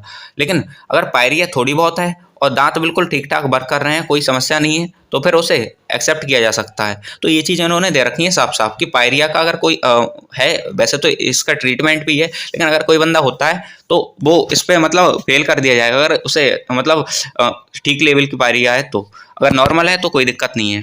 अब आगे चलते हैं थोड़ा सा। अब इसका सॉल्यूशन क्या है कि अगर आपके दांत में कीड़ा लग जाता है या सारी चीज़ें, या आपका दांत जैसे कीड़ा लग जाता है तो हॉलो हो जाता है, मीन्स खोखला हो जाता है दांत, तो उसका सॉल्यूशन क्या है? तो फिलिंग होती है, जैसा कि यहाँ देवी रखा है कि फिलिंग पास हो जाती है, कोई इशू नहीं है, फिलिंग आप करा सकते हैं। लेकिन फिलिंग करानी कौन सी है? तो एक कंपोजिट फिलिंग आती है। कंपोजिट फिलिंग की हम बात करें तो ये लेज़र से की जाती है और बहुत ज़्यादा खर्चा नहीं होता है, ऐसे ही 1500 से 2000 में आराम से ही हो जाएगी। तो फिर इसे आप करा सकते हैं। इससे आपका टीथ कंप्लीट फिलिंग हो जाता है, साथ ही साथ उसी कलर का होता है जैसा आपका जो प्रीवियस टीथ रहा होगा, पहले टाइम में रहा होगा, तो कोई इशू नहीं होता। उसके अलावा जब आप मेडिकल पे जाएं और आपको लगता है कि आपके दांत बहुत काले पीले हो रखे हैं, तो आप उसे क्लीन भी करा सकते हैं, धुलवाई करा सकते हैं, उसकी कोई इशू नहीं है और पास भी वहाँ हो जाएंगे। लेकिन ये सब कराना है तो थोड़ा सा पहले से कराना, क्योंकि जब धुलाई कराते हैं तो उस केमिकल से आपके थोड़े मसूड़ों पे भी इफेक्ट पड़ता है और वो दांतों को छोड़ने लगते हैं, तो कहीं ऐसा ना हो वो पायरिया समझ ले डॉक्टर। तो वो सब चीज़ें हैं। यहाँ पे हम कवर करेंगे knock knee, bowlegs, flat foot, hallux valgus, hallux rigidus, varicose veins, और इसके अलावा वेरिकोज अल्सर हो गया, हेमाटो हो गया, जेनो रिकर्वेटम हो गया। इसके अलावा भी कुछ और पॉइंट्स हैं, उन पे भी चर्चा करेंगे और साथ ही साथ हम बात करेंगे कि कैसे इन्हें इंप्रूव किया जा सकता है। और इनके बारे में यूट्यूब पे बहुत ज़्यादा मिथ्स फैले हुए हैं, बहुत ज़्यादा अजीब अजीब बातें बताई हैं जो कि इवन इनमें है ही नहीं, और इन्हें कैसे आप सही से करके इनके बारे में एक्सरसाइज करके इन्हें सही कर सकते हैं, या कुछ पॉइंट्स हैं जिन्हें सही नहीं किया जा सकता, उन पे भी बात करेंगे।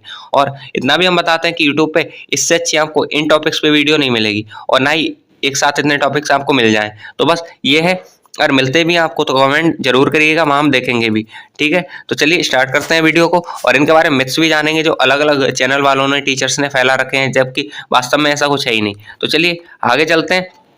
यहाँ पे हम सबसे पहले बताना चाहते हैं कि जितनी भी चीज़ें होंगी मिनिस्ट्री ऑफ होम अफेयर्स के अंडर, ये जो लेटर है उससे उसके हिसाब से हम बात करेंगे, कोई फेक बात नहीं हो रही होगी यहाँ पे। और इसी में गाइडलाइंस दे रखी है कि कैसे जो आपका डीएमई है, मेडिकल टेस्ट है, वो होना है। तो चलिए आगे चलते हैं। और यहाँ पे हम सारे पॉइंट जो कि हम पहले बता चुके हैं, तो दोबारा बताने का उनका मतलब नहीं है यहाँ पे जो लिख रखे हैं।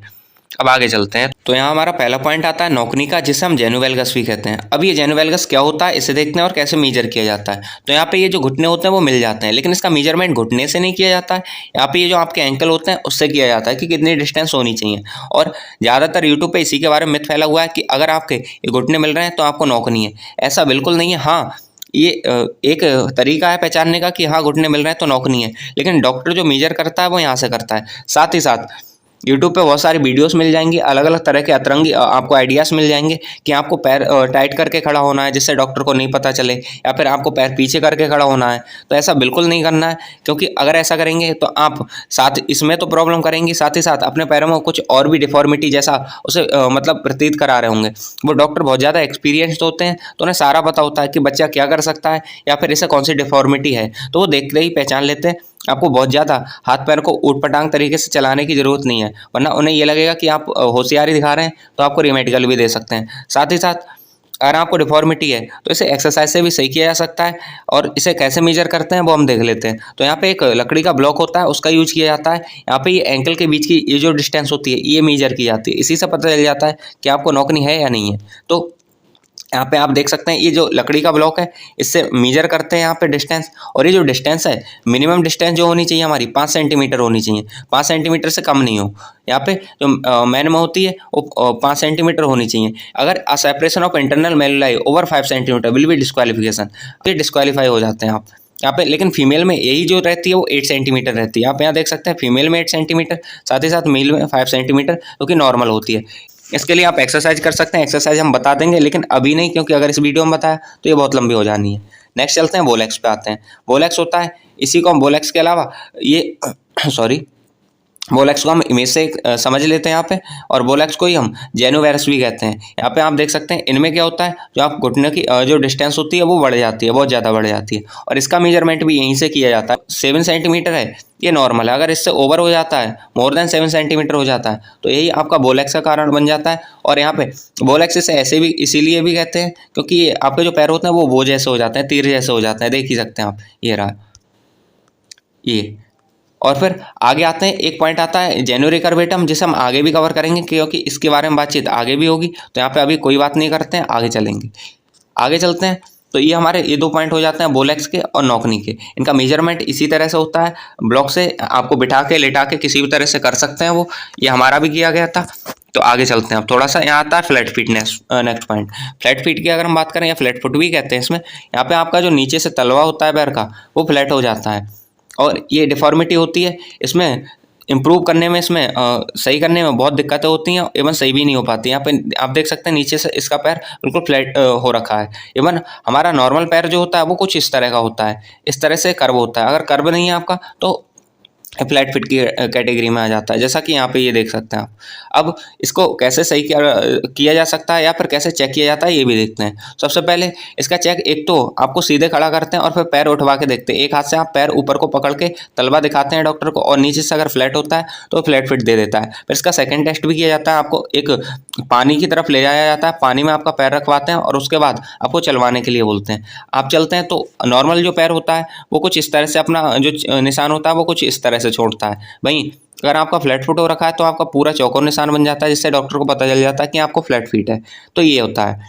इसके अलावा इसे अगर सही करना है तो वैसे बहुत ज़्यादा इसका ना तो एक्सरसाइज है और नहीं उपचार है, लेकिन अगर आप देखेंगे तो कुछ सैंडल्स या शूज आते हैं जिनमें पैर मतलब नीचे तलवे पे कुछ इस तरह से उभार दे रखा होता है। आप उन्हें रेगुलर यूज करते हैं तो थोड़ा सा चेंजिंग आ सकती है, और इसके लिए आप अच्छे डॉक्टर से बात करें और उसी से ये सब चीज़ें खरीदें। फिर आगे चलते हैं, नेक्स्ट आता है हेमर्टो का, फिर हेलक्स वल्गस का। तो इस पॉइंट को देख लेते हैं, हेमर्टो की बात करते हैं अभी। हेमर्टो क्या होता है, तो हेमर्टो यहाँ पे आप फोटो में देख सकते हैं, यहाँ पे दे रखा है। इसमें ये जो डिफॉर्मिटी होती है वो अजीब तरीके के शूज पहनने से हो जाती है, साइज से छोटे शूज आप जब पहनने लग जाते हैं तो हो जाती है। इसमें क्या होता है, जैसा कि आप देखते हैं, अगर नॉर्मली आप देखेंगे तो ये जो हमारी उंगली होती है ये बिल्कुल अंगूठे के साइज की होती है, लेकिन जब आप छोटे या बड़े शूज पहनते हैं तो अंगूठे को तो जगह मिल जाती है प्रॉपर, लेकिन इस उंगली को नहीं मिल पाती और ये मुड़ने लग जाती है, साथ ही साथ यहाँ पे हड्डी बेंट हो जाती है, और इसी को हम हेमर्टो बोलते हैं। इसे डिफॉर्मिटी में भी आपको बाहर निकाल दिया जाता है। नेक्स्ट आता है हेलक्स वल्गस। हेलक्स वल्गस की बात करें तो यहाँ पे जो हमारी हड्डी होती है, ये जो हड्डी होती है ज़्यादा बाहर निकल जाती है, इस पॉइंट में भी आपको बाहर निकाल दिया जाता है। नेक्स्ट आते हैं ये ब्रैकीमेटाटार्सिया। इसमें अगर हम बात करें तो ये दोनों उंगलियां एक साइज की हो जाती हैं, या फिर कह सकते हो ये जो मिड उंगली होती है ये थोड़ी छोटी पड़ जाती है, तो इसमें ये ब्रैकीमेटाटार्सिया में भी आपको बाहर निकाल दिया जाता है। अगर हम बात करें नॉर्मल टोज की तो कुछ इस तरह से होते हैं, इस तरह से आपकी उंगलियों के मतलब दिखना चाहिए। अगर ऐसी हैं तो कोई इशू नहीं है, आपको बाहर नहीं निकाला जाएगा। तो ये थे कुछ पॉइंट यहाँ पे। और हम बात करें तो एक पॉइंट और भी आ जाता है हमारा, ये हेल्क्स रिजिडस बोलते हैं, जो कि ऊपर नहीं लिख रखा है, तो इस लिस्ट में भी शायद नीचे हो ये लिख रखा है, तो इसके बारे में हम देख लेते हैं। तो यहाँ पे क्या होता है, ये जो आपकी हड्डी होती है ये थोड़ी सी बढ़ जाती है, जिससे रेंज ऑफ मोशन कम हो जाता है पैर का। ये हम मार्क करके बता देते हैं, ये हड्डी होती है इसका साइज थोड़ा सा इंक्रीज हो जाता है, जिससे आपका ये जो रेंज ऑफ मोशन होता है ऊपर नीचे आप चला पाते हैं अंगूठे को हाथ से पकड़ के या फिर पैर को, तो ये कम हो जाता है। ये पैर का ऊपर उठना या फिर नीचे जाना ये थोड़ा सा कम हो जाता है, रेंज ऑफ मोशन कम हो जाता है, जिससे ये प्रॉब्लम रहती है, और इसमें भी आपको बाहर निकाल दिया जाता है।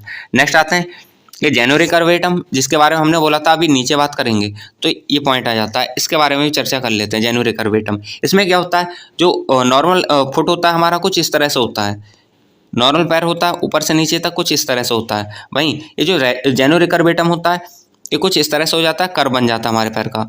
और सबसे मेन बात, ये सबसे ज़्यादा गर्ल्स में देखने को मिलता है, फीमेल्स में बहुत ज़्यादा होता है, मेल्स में भी होता है, लेकिन फीमेल्स में बहुत ज़्यादा देखने को ये मिलता है। अब आगे चलते हैं, इसका मेजरमेंट कैसे होता है। तो आपको एक सीधी मतलब एक बॉक्स टाइप में मशीन होती है, उस पर बिठा दिया जाता है और ये एंगल चेक करती है आपका कितना होता है। यहाँ से इस तरह से एंगल चेक करती है, और ये एंगल 10 डिग्री से ज़्यादा हो जाता है तो आपको बाहर निकाल दिया जाता है। और ये मेनली फीमेल्स में होती है, और इसका उपचार भी कोई नहीं है मे बी। तो बस इतना है। बाय बर्थ ये कुछ डिसीजेस हैं या फिर कैसा कोई डिफॉर्मिटी है, इसी वजह से इनके इतने ज़्यादा उपचार भी नहीं है। अब जैसा कि हम बात तो कर चुके हैं इन सब पॉइंट्स पे, फिर भी एक बार कंसाइज वे में देख लेते हैं कि इनमें किस किस तरह से डिस्क्वालीफाई किया जाता है। तो अगर आप जो जॉइंट हैं उन्हें चलाने में थोड़ा भी आपको प्रॉब्लम होती है, या फिर कोई भी जॉइंट को चलाने में लिमिटेशंस रहती हैं, तो आपको बाहर निकाल दिया जाता है। साथ ही साथ अगर कोई फुट का पार्ट नहीं है आपका, या कोई हड्डी नहीं है, तो डिस्क्वालीफाई कर दिया जाता है। साथ ही साथ ये हेलिक्स, वेरस, वल्गस, इन सब के बारे में हम पहले बात कर चुके हैं। या फिर कह सकते हो वॉकिंग, चलने में, मीन्स मार्च करने में, रनिंग करने में, जंप करने में, इसका समय आपको प्रॉब्लम होती है, या फुटवियर पहनने में प्रॉब्लम होती है, तो डिस्क्वालीफाई कर दिया जाता है। साथ ही साथ ये भी हम पहले बता चुके हैं, तो इसे बताने की जरूरत नहीं है। अगर फ्लैट फुट होता है तब भी आपको बाहर कर दिया जाता है। तो ये सब चीज़ें थी। या फिर जो टोनेल्स हैं वो इनग्रोन होते हैं, तब भी आपको डिस्क्वालीफाई कर दिया जाता है। तो ये तो चीज़ें थी जो आपके रिलेटेड थी, कह सकते हो नी से। अब बात करते हैं कि हम लेग से रिलेटेड जो पॉइंट्स होते हैं, पैरों से रिलेटेड जो पॉइंट्स होते हैं, उनके बारे में। तो चलिए उन्हें स्टार्ट करते हैं। तो इसके बाद जो नेक्स्ट पॉइंट आ जाता है वो हमारा आ जाता है वेरिकोस बीन्स का। वेरिकोस बीन्स, इसमें हम देख सकते हैं यहाँ पे सर्कल कर रखे हैं कुछ चीज़ें, जैसे यहाँ पे जो नसें होती हैं आपकी पैरों के पीछे, ये कुछ छल्लेदार इस तरह से नसें दिखने को मिलती हैं। ये जो नसें होती हैं ये वेरिकोस बीन्स के कैटेगरी में आती हैं, और ये कुछ जगह हार्ड हो जाती हैं, कुछ जगह सॉफ्ट होती हैं, कुछ जगह इसमें पाल्पिटेशन देखने को मिलता है। मीन्स ये चलते हुए दिखाई देती है, जैसे हम सांस लेते हैं तो ऊपर नीचे होती है हमारे पेट, इसी तरह से ये नसें भी चलते हुए मतलब दिखाई देती हैं। साथ ही साथ यहाँ पे ये देख सकते हैं ये गांठ जैसी दिखाई देने लग जाती हैं। कुछ जगह ऐसा होता है ये बहुत कम विजिबल होती हैं, बिल्कुल मकड़ी जैसी।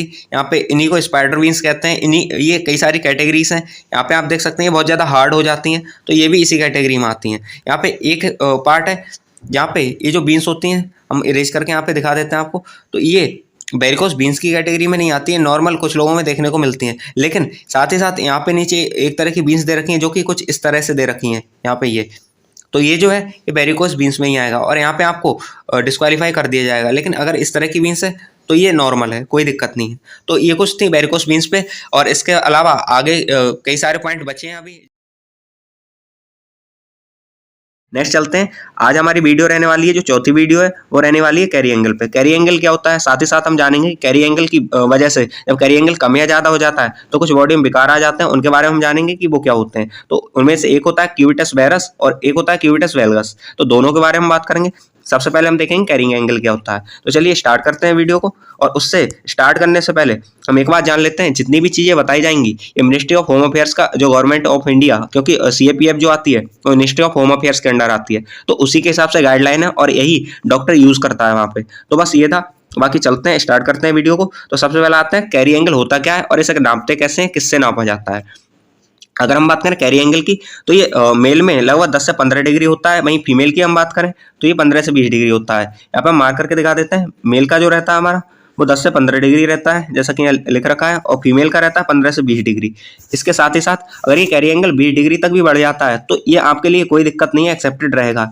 बजाय आपके एबनॉर्मलिटी नहीं होनी चाहिए, कोई मतलब अगर कोई प्रॉब्लम नहीं है तो आपका ये कैरी एंगल चल जाएगा 20 डिग्री तक भी। नेक्स्ट आते हैं, अब इसे हम मीजर कैसे करते हैं। तो इसे मीजर करने के लिए ये गोनियोमीटर यूज करते हैं। यहाँ पे फोटो आप देख सकते हैं, डॉक्टर भी यही यूज करते हैं। सबका नहीं नापते, उन्हें नॉर्मली देखने से पता चल जाता है कि इसका कैरी एंगल ठीक है या नहीं है। अगर प्रॉब्लम रहती है तभी उसे यूज करते हैं, एल्स ये बहुत कम यूज करते हैं, एक दो इंसान पे यूज करते हैं। तो ये था। अब इसका प्रोसीजर भी दे रखा है कैसे मीजर करते हैं। तो अगर आपने मीजर करना है या फिर आपको लगता है तो हम इसका पीडीएफ दे देंगे, आप वहां से कर लेना। बाकी जो मेन चीजें हैं, जो इंपॉर्टेंट चीजें मेडिकल में क्या क्या पूछी जाती हैं, क्या क्या होती हैं, उन पर बात कर लेते हैं। तो ये तो हमने पढ़ लिया कि कैरी एंगल क्या होता है। अब अगर ये कैरी एंगल कम या ज्यादा हो जाता है तो कुछ प्रॉब्लम्स हो जाती हैं, उनके बारे में बात कर लेते हैं। तो उसमें भी एक आती है क्यूबिटस वेलगस और सेकंड हमारी रहती है क्यूबिटस वेरस।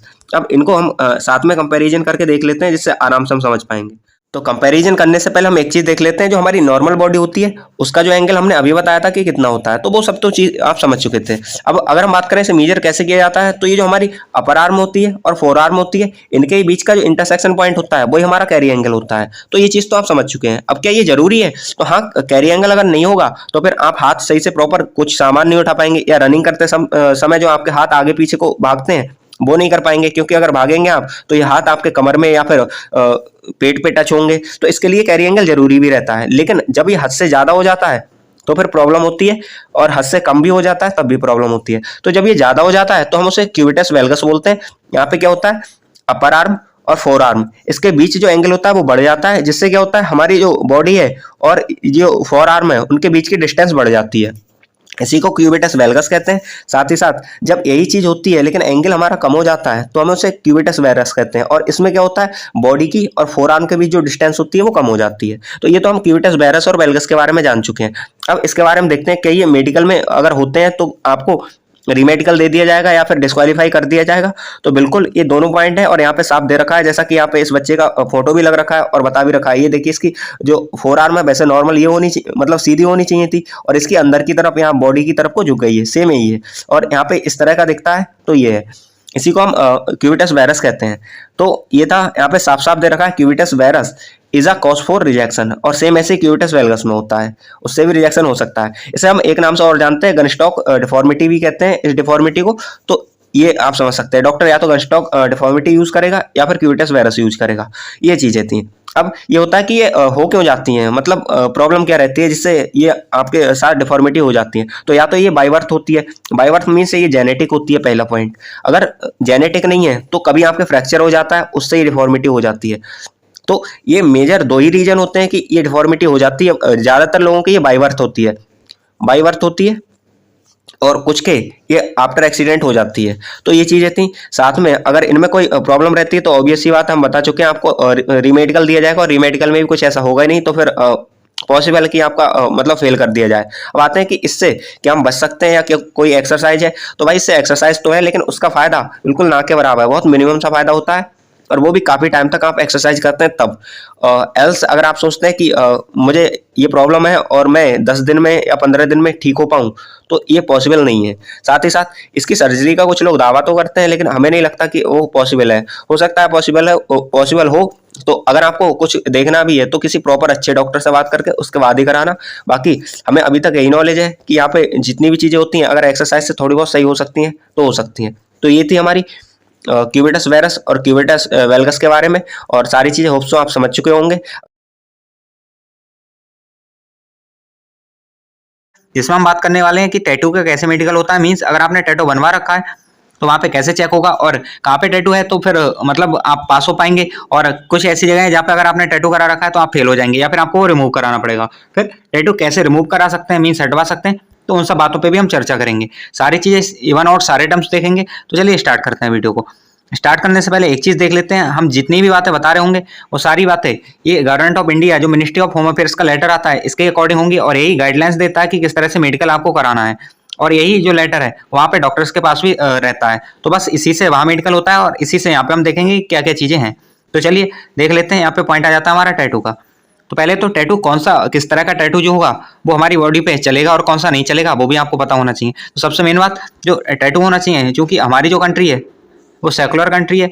मीन्स आपके जितने भी धर्मनिरपेक्ष देश है तो आपके जितने भी धर्म से रिलेटेड टैटू हैं वो चल जाएंगे, लेकिन उनका एक नॉर्मल साइज भी होता है, वो भी देखेंगे, और फिर किस जगह होंगे तब चलेंगे वो भी देखेंगे। तो जैसा कि यहाँ पे साफ दे रखा है कि इंडिया एक सेकुलर कंट्री है, और इसी वजह से लोगों के जो सेंटिमेंट्स है, रिलीजियस सेंटिमेंट है, वो इन चीज़ों से जुड़े हुए हैं और इनकी रेस्पेक्ट भी की जाती है। इसी वजह से जो टैटू हैं जो शो कर रहे हैं रिलीजियस सिंबल्स को, या फिर कोई फिगर हो, रिलीजियस नेम हो, इन सबको अगर शो कर रहे हैं तो फिर वो मान लिए जाएंगे। लेकिन इसके लिए जो रूल फॉलो होते हैं इंडियन आर्मी में वो वर्क करेंगे। अब जैसे किसी का तो ओम बनवा रखा है, या किसी भी रिलीजियस का कुछ रिलीजन का कुछ ही बनवा रखा है तो वो चल जाएगा, ठीक है।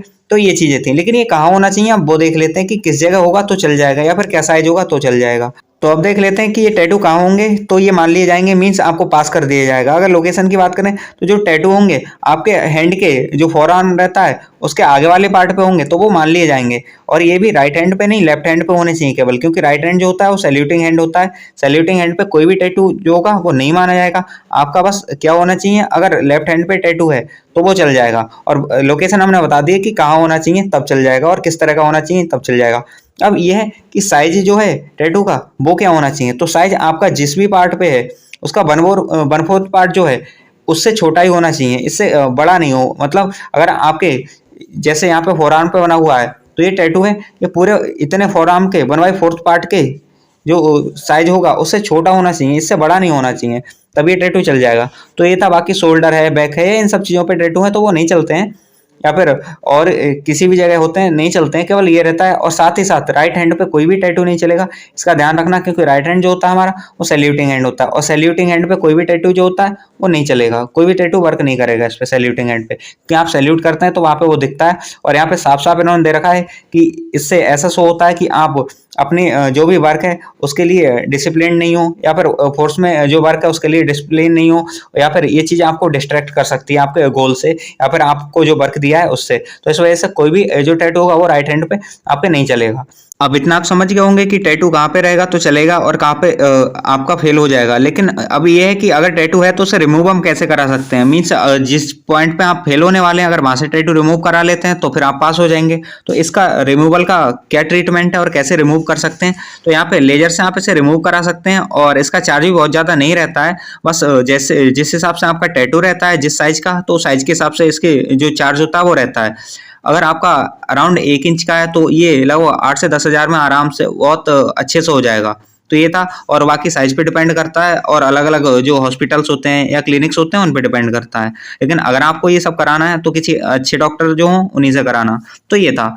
साथ ही साथ कुछ लोग होते हैं जिनका टैटू होता है और वो जला लेते हैं, तो वो एक फेयर वे नहीं है सॉल्व करने का इस प्रॉब्लम को। और सबसे मेन बात है, उससे आपको पेन भी होगा, साथ ही साथ प्रॉब्लम्स भी रहती हैं, और मार्क भी वो अपना छोड़ जाता है। कभी कभी डॉक्टर इसमें रीमेडिकल भी लिख देता है जब वो उसे बड़ा मार्क दिखता है।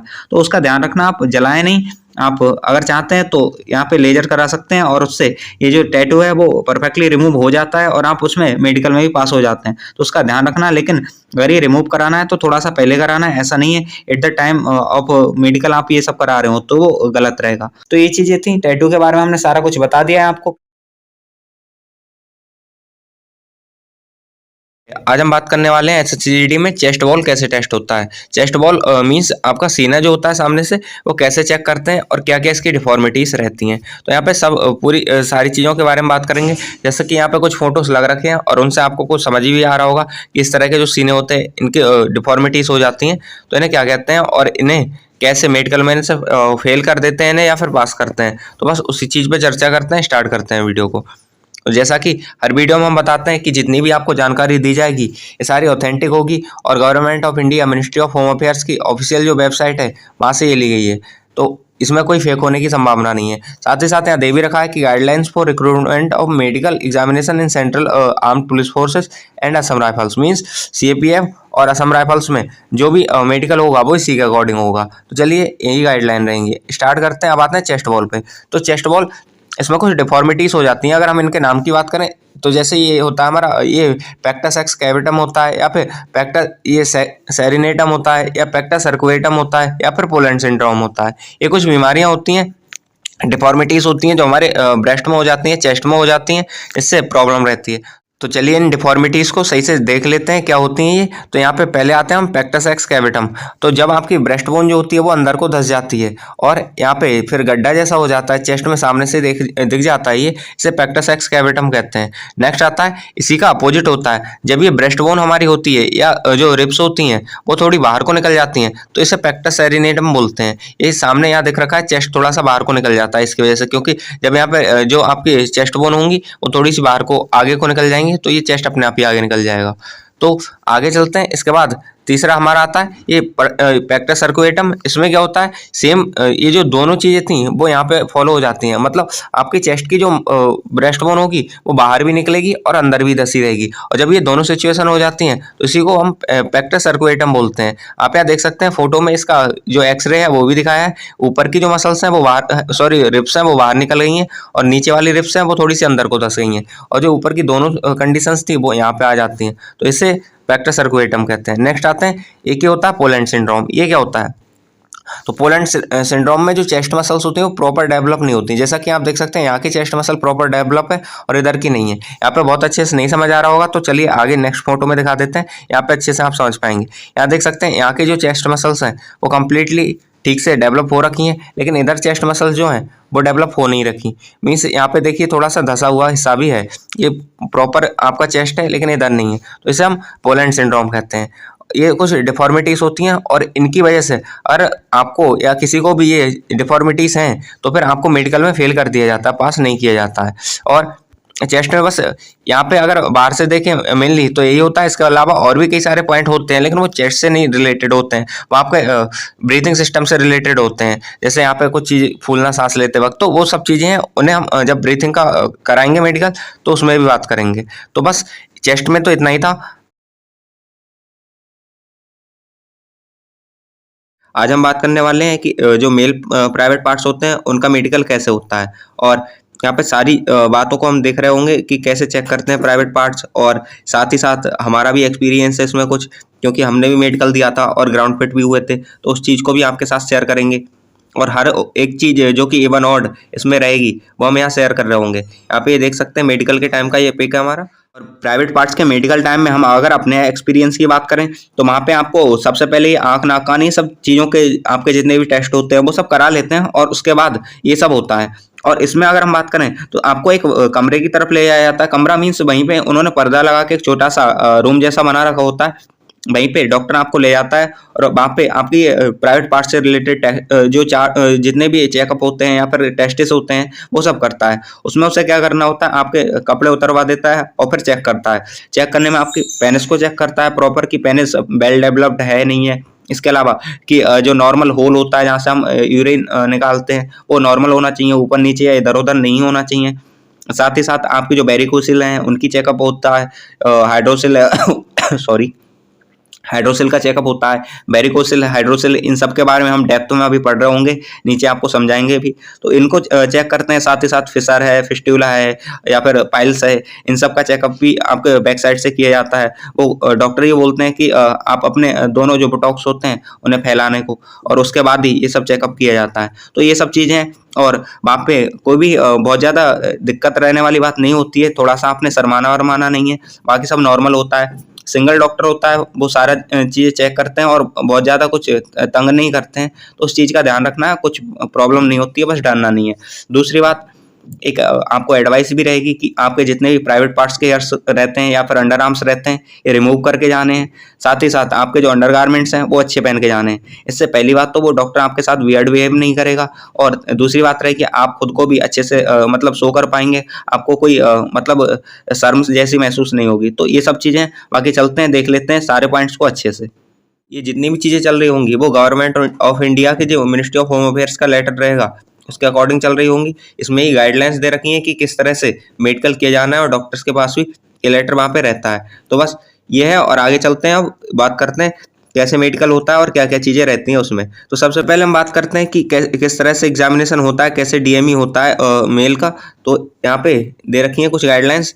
तो यहाँ पे सबसे पहले दे रखा है कि जो भी एग्जामिनेशन होगा वो एक वेल लाइटेड रूम में होगा मीन्स, और वहाँ पे आपकी प्राइवेसी का भी ध्यान रखा जाएगा। तो हाँ, बिल्कुल ऐसा ही होता है, हमारे साथ भी यही हुआ था। वहाँ पे पर्दा लगा रखा होता है उन्होंने, शायद हो सकता है हर जगह अलग अलग चीज़ें रही हों, लेकिन जहाँ हमारा हुआ था वहाँ पे उन्होंने पर्दा लगा रखा था और उसके पर्दे के पीछे ही एक मतलब रूम जैसा ही बना रखा था, और वहाँ पे आपको ले जाके अंडरगारमेंट उतार के और बाकी सारी टेस्ट किए थे, सारी चीज़ें देखी थी उन्होंने।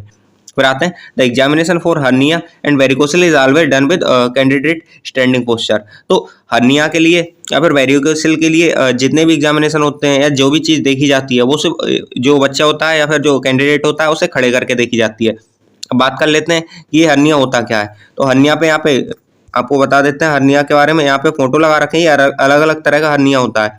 मीन्स जब हमारी बॉडी होती है, बॉडी से कुछ पार्ट्स थोड़े से बाहर को निकलने लग जाते हैं तो उसे हर्निया कहते हैं। अब हर्निया ये अलग अलग तरह का होता है, जिस भी जगह से निकल रहा होता है। जैसे यहाँ पे हमारा जो एब्डोमेन होता है, एब्डोमेन बॉल जो होती है वो जब कमजोर हो जाती है तो जो इंटरनल ऑर्गन्स होते हैं वो थोड़े थोड़े से बाहर को आने स्टार्ट हो जाते हैं, इसी को हम हर्निया कहते हैं।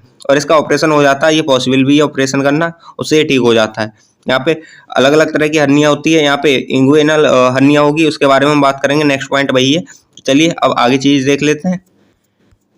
यहाँ पे नेक्स्ट पॉइंट हमारा आ जाता है स्किन डिसीज। तो स्किन डिसीज ये प्राइवेट पार्ट की स्किन डिसीज की यहाँ पे बात हो रही है। तो यहाँ पे जो स्किन डिसीज होंगी जितनी भी, लाइक एक्जेमा हो गया, scabies, vials, fungal infection, means ये जितनी भी खुजली हो जाती है या फिर फोड़े निकल आते हैं या कोई फंगल इन्फेक्शन हो जाता है, तो इस सब की सिचुएशन में मतलब वैसे तो ये कॉमन चीज़ है, सबको ये मतलब इंटरनल पार्ट पे हो जाती है, लेकिन जब ये बहुत ज़्यादा हो जाएगी तो फिर इसके लिए डिस्क्वालीफाई कर दिया जाएगा। लेकिन अगर नॉर्मल है तो चलेगा, कोई दिक्कत नहीं है। फिर आते हैं स्कार मार्क्स पे। तो जो पुराने स्कार मार्क्स होते हैं वो बता रहे होते हैं कि पहले कभी ऑपरेशन हुआ है, अब वो हर्निया का हुआ हो, हाइड्रोसिल का हुआ हो या फिर और किसी चीज का हुआ हो, तो उसे प्रॉपर नोटेड किया जाएगा और देखा जाएगा कि क्या डिसीजन लेना है। मींस स्कार मार्क्स जितने भी होते हैं वे 6 महीने पुराने मांगे जाते हैं। आगे इस बात पर चर्चा भी होगी और उसके बाद ही डिसीजन लिया जाता है। नेक्स्ट पॉइंट आता है पेनिस, और ये काफ़ी इंपॉर्टेंट पॉइंट है, काफ़ी अच्छे से चेक किया जाता है आपको नेक्ड करके, मींस आपके अंडरगारमेंट निकाल के, और काफ़ी अच्छे से। वो खुद तो चेक नहीं करते, लेकिन अपने आपको अपने ही हाथ से वो जैसा जैसा बोलते रहते हैं वैसे वैसे करके से दिखाना होता है। हमारा भी हुआ था, तो सेम डॉक्टर बताता जा रहा था कि आपको ये करना है, ये करना है, और उसके बाद चीज़ें दिखानी होती हैं उसे। तो वो चेक करना चाहते हैं कि कोई अल्सर तो नहीं है किसी तरह का, या फिर कोई डिस्कलरेशन डिस्चार्ज ऑफ नहीं है, मींस कोई लिक्विड तो नहीं निकल रहा, या ट्यूमर तो नहीं है। तो इन सब केसेस में आपको रिजेक्ट कर दिया जाता है, और इन्हीं को वो चेक कर रहे होते हैं। और कुछ केसेस होते हैं, हाइपोस्पेडिया का केस होता है या एपिस्पेडिया का केस होता है, मेटल स्टेनोसिस होता है, इनमें भी रिजेक्शन हो जाता है। अब ये होते क्या है, इन्हें देख लेते हैं। तीनों चीज़ों को हम देखेंगे, पिक की मदद से थोड़ा सा समझेंगे। तो यहाँ पे हाइपोस्पेडिया और एपिस्पेडिया के जो केसेस होते हैं यहाँ देख लेते हैं। अब यहाँ देख लेते हैं हम हाइपोस्पेडिया एंड एपिस्पेडिया, ये क्या होते हैं। अगर हम बात करें तो नॉर्मल ओपनिंग जो होती है हमारी, जहाँ से हम टॉयलेट करते हैं या फिर जहाँ से यूरिन निकालते हैं, वो नॉर्मल ओपनिंग कुछ इस जगह से होती है।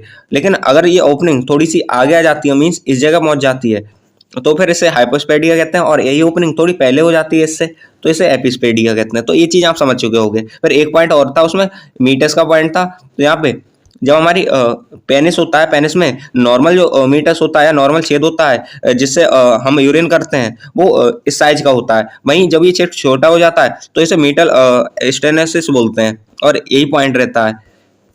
तो ये जो पॉइंट थे, मेटल स्टेनोसिस या हाइपोस्पेडिया है या एपिस्पेडिया है, तो इनमें साफ साफ दे रखा है कि इनमें आपको रिजेक्शन मिल सकता है। यहाँ साफ साफ दे रखा है कि can be rejected, the individual is asked to retract. और इसके साथ साथ यहाँ पे जो नेक्स्ट पॉइंट लिख रखा है कि जितने भी लोग होंगे उन्हें सेपरेटली बताया जाएगा कि आपको अपनी जो स्किन है, यहाँ पे जो पेनिस के ऊपर स्किन रहती है, इस जगह जो स्किन होती है उसे ऊपर और नीचे करने को बोला जाता है।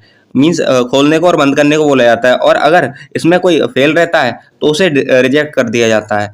नेक्स्ट पॉइंट पे चलते हैं। नेक्स्ट पॉइंट आता है इंग्विनल रीजन का। इंग्विनल रीजन क्या होता है, इसे देख लेते हैं। तो इस जगह का जो पार्ट होता है उसे इंग्विनल रीजन कहते हैं। जैसा कि यहाँ सर्कल बन रखा है, ये जो रीजन हमारा इंग्विनल रीजन है, और इंग्विनल रीजन के अलग अलग टेस्ट होते हैं और चीज़ें होती हैं, वो देख लेते हैं। तो इंग्विनल रीजन में पॉसिबिलिटी होती है कि हर्निया हो जाती है, तो उसे चेक किया जाता है। यहाँ पे चेक करने का एक तरीका होता है, इसे वाल्साल्वा मैन्यूवर बोलते हैं। इसमें क्या होता है, आपकी नाक मुंह ये सब बंद कर दिया जाता है और सांस बंद कर दी जाती है। उसके बाद आपको जब कफिंग होती है, मतलब सांस जब रुक जाती है और उसके बाद आप जब छोड़ते हैं तो कफिंग होती है, और उस टाइम में वहाँ पे थोड़ी सी स्वेलिंग अपीयर होती है, स्वेलिंग दिखाई देती है, या फिर वैसे ही साफ देखने से पता चल जाता है। तो इस तरह की हर्निया जो होती है, इंग्विनल रीजन पे हर्निया होती है। साथ ही साथ हमने पहले ही बताया था हर्निया के पार्ट, तो हमने बताया था ये हमारा इंग्विनल रीजन रहा, और यहाँ पे जो हर्निया होती है ये रही। इसे वाल्साल्वा मैन्यूवर जो टेस्ट होता है उसकी हेल्प से पता कर सकते हैं। यहाँ पे पहले ही हमने बता चुका कि सांस बंद कर देते हैं और उसके बाद यहाँ पे सूजन सी थोड़ी सी दिखाई दे जाती है। तो ये चीज़ें थी। अब इसमें भी ऑपरेशन हो जाता है, तो इस वजह से यहाँ पे साफ दे रखा है कि जो ऑपरेटेड केस हैं वो यहाँ पे एक्सेप्टेड है। मतलब इनका ऑपरेशन जो है हर्निया का किसी भी तरह का वो चल जाएगा, लेकिन ये वेल हील्ड होना चाहिए, अच्छे से मतलब हील हो चुका होना चाहिए। और ये जो होना चाहिए, पहले ही हमने बताया था, जो जितना भी ऑपरेशन होते हैं, स्कार मार्क्स होते हैं, वो 6 महीने से पुराने होने चाहिए, मतलब इससे पहले के नहीं चलेंगे। तो ये चीज़ें रहती हैं। और इन सब के टेस्ट के लिए डॉक्टर अपना हाथ यूज नहीं करता, वो आपसे बोलता है कि आपने आपके टेस्टिस दिखाने हैं या फिर पेनिस दिखाना है, और पेनिस के जिस भी पार्ट को दिखाने को बोलता है वो आपको दिखाना होता है। नेक्स्ट पार्ट पे चलते हैं, जो कि हमारा स्क्रोटम। इसको स्क्रोटम को देखें तो ये आप समझ सकते हो कि टेस्टिस के आसपास का एरिया है, टेस्टिस को चेक करने को बोल रहे हैं। यहाँ पे मेन पॉइंट हाइड्रोसिल और वेरिकोसिल का आता है। ये सबकी चेक की जाती है, हमारी भी वन चेक की गई थी, हाइड्रोसिल और वेरिकोसिल। ये होता क्या है इसे देख लेते हैं। तो वैसे तो हमारे जो टेस्टिस होते हैं वो दोनों नॉर्मल साइज के होते हैं, छोटे बड़े नहीं होते, और ये चीज़ वहाँ पे देखी जाती है। तो यहाँ पे वेरिकोसिल का पिक बना हुआ है, लेकिन साफ पिक पे दिखा देते हैं आप।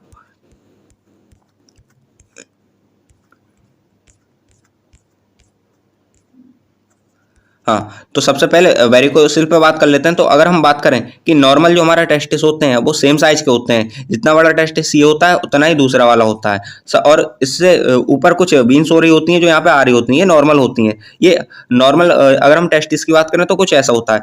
वहीं अगर टेस्टिस में वेरिकोसिल हो जाता है तो ये जो बीन्स होती हैं वो हार्ड हो जाती हैं, मोटी हो जाती हैं, इस तरह की हो जाती हैं, और ये बाहर से भी साफ साफ दिखाई देने लग जाती हैं कभी कभी। इसी को हम वेरिकोसिल कहते हैं। नेक्स्ट पॉइंट आता है अगर हाइड्रोसिल की, तो ये नॉर्मल जो हमारा टेस्टिकल होता है वो कुछ इस तरह का होता है। वहीं अगर इसमें लिक्विड फिल हो जाता है, यहाँ पे पानी भर जाता है, हिंदी लैंग्वेज में अगर बोलें तो गांव की लैंग्वेज में, तो उसी को हम ये हाइड्रोसिल बोलते हैं। और इसमें क्या, हाइड्रो से आप समझ ही सकते हैं, पानी से रिलेटेड वर्ड होता है हाइड्रो, तो हाइड्रोसिल मीन्स पानी भर जाना। और इसमें अगर हम बात करें तो जो टेस्टिस होते हैं फिर छोटे बड़े दिखाई देते हैं। जैसे ये देखिए, यहाँ पे ये इतना बड़ा दिखाई दे रहा है, ये नॉर्मल साइज का है। रीजन भी होता है क्योंकि यहाँ पे लिक्विड फिल हो जाता है, तो ये हो जाता है हाइड्रोसिल। और इनमें भी अनफिट घोषित कर दिया जाता है। ये तो इन्होंने दे रखा है कि वेरिकोसिल और इनमें हाइड्रोसिल में अनफिट आपको कर दिया जाएगा, साफ साफ दे रखा है, डिस्क्वालिफिकेशन मिल जाएगा। लेकिन एक पॉइंट रहता है कि अगर वेरिकोसिल थोड़ी से ग्रेड 1 स्टेज का है, अभी स्टेजेस क्या होता है इन्हें देख लेते हैं। तो यहाँ पे बिना किसी टेस्ट के और बिना किसी तरीके के अगर आपका ये नहीं दिखता है तो फिर ये आपका नॉर्मल स्टेज है, ग्रेड 1 है, और इसे पास कर दिया जाता है। इसके अलावा सेकंड की बात करें, ये मॉडरेट स्टेज होती है। यहाँ पे जो टेस्ट करते हैं तब पॉल्पेबल दिखता है, मीन्स थोड़ी सी जैसे सांस चलती है इस तरह से फड़कता हुआ दिखता है, तो ये फेल कर दिया जाता है। और साथ ही साथ ग्रेड 3 में तो इजीली विजिबल है, तब भी फेल कर दिया जाता है। बस इसमें पास कब किया जाएगा, जब आपको नॉर्मली नहीं दिखाई देता तब। ये वेरिकोसिल का था। अब थोड़ा आगे चलते हैं। नेक्स्ट पॉइंट आता है पेरिनियम का या एनोरेक्टल जो रीजन होता है उसके टेस्ट का। तो यहाँ पे फिस्टुला का और फिशर का, यहाँ पे साथ ही साथ पाइल्स का, ये सब टेस्ट किए जाते हैं। तो ये कैसे किए जाते हैं इन पर बात कर लेते हैं। तो पहले जो इंस्ट्रक्टर होता है या फिर जो डॉक्टर होता है वो आपसे बोल देता है झुकने के लिए, और साथ ही साथ आपसे बोलता है कि आपको जो दोनों वोटेक्स हैं वो सेपरेट करने हैं, मीन्स आपको दोनों साइड फैलानी होती हैं। और फिर वो वहाँ से चेक करता है कि फिस्टुला, फिशर या फिर ये ऐसी इस तरह की बीमारियां तो नहीं है। और इस तरह से, या फिर एक्सटर्नल पाइल्स हो सकती है, किसी भी तरह की पाइल्स हो, तो वो सब चीज़ें वो चेक करता है वहाँ से।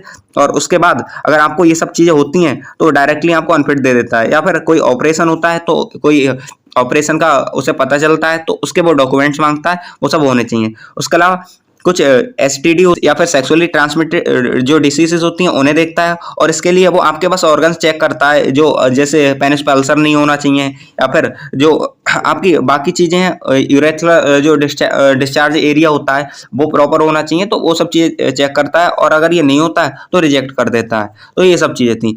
इसी के साथ साथ अगर एनल रीजन में कोई पॉलिप है, पॉलिप मीन्स कोई खाल बढ़ गई है या फिर इस तरह की कोई चीज़ें हैं, तब भी आपको बाहर निकाल दिया जाता है। फिर अगर ये हेमोरॉइड है, कह सकते हो ब्लीडिंग होती है यहाँ से, या फिर इंटरनल है, एक्सटर्नल है, किसी भी तरह का है, तो उसे भी डिस्क्वालीफाई कर दिया जाता है।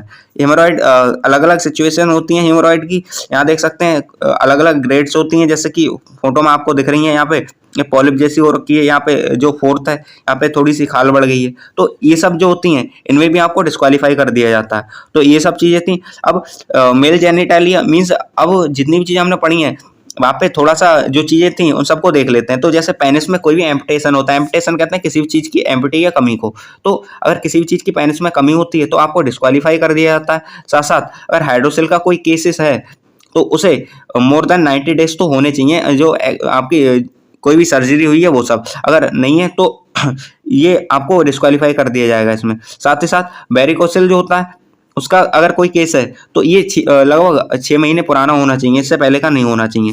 नेक्स्ट आता है कोई मेजर एबनॉर्मेलिटी होती है, जैसे आपने चेंज ऑफ सेक्स है, या फिर ये हर्माफ्रोडिटिज्म में जो कि हमने फीमेल वीडियो बनाई थी उस पर भी बताया था, मीन्स ओवेलिंगी कहते हैं, जो 2 तरह के आपके कैरेक्टरिस्टिक्स देखने को मिलते हैं। तो ऐसी चीज़ें होती हैं तब भी आपको डिस्क्वालीफाई कर दिया जाता है। तो ये कुछ मेल पॉइंट्स थे जिनके बारे में हमने आपसे चर्चा की।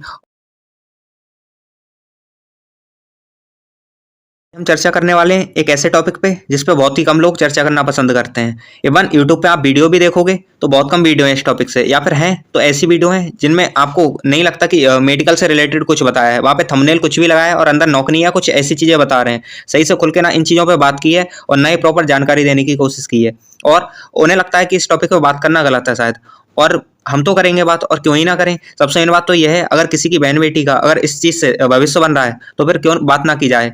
और सबसे मेन बात क्या ये गलत है? कुछ गलत नहीं है। और अगर गलत होता तो एसएससी जीडी के या फिर किसी भी एग्जाम के मेडिकल में इसका मेडिकल ही नहीं होता। तो मीन्स इस पे तो बात करनी चाहिए और हर किसी को करनी चाहिए। इवन यहाँ पे थंबनेल में हमने लगा रखा है कि ओनली फॉर गर्ल्स, लेकिन अगर लड़का देखना चाहता है कोई भी तो देख सकता है, कोई दिक्कत नहीं है। और अगर वो देखेगा तो सीखेगा इन चीज़ों इनसे कुछ, और अच्छे इंटेंशन के साथ अगर देखना चाहता है तो बिल्कुल देख सकता है, और आगे चल के किसी भी बहन किसी भी बेटी को वो हेल्प करेगा ही। तो चलिए स्टार्ट करते हैं वीडियो को। एक बहन का भी मैसेज आया था, एक दो बहन का, जिन्होंने बताया था कि ये प्रॉब्लम है और यूट्यूब पे कोई वीडियो नहीं है सर, वीडियो बनाइए। उसके बाद ही हम लेके आए हैं। और इस पर भी हमने काफ़ी रिसर्च की है, काफ़ी लोगों से बात की है, कई सारी बहनों से बात की है जो इस डिपार्टमेंट में हैं और प्रॉपर वहाँ पे जॉब कर रही हैं, मेडिकल फेज से भी गुजर चुकी हैं। तो उनसे बात की है, कुछ हमारे स्टूडेंट्स हैं उनसे बात की है। तो उसके बाद ही इस वीडियो को हम लेके आए हैं। साथ ही साथ यूट्यूब पे हमने कई सारी वीडियोस भी देखी हैं।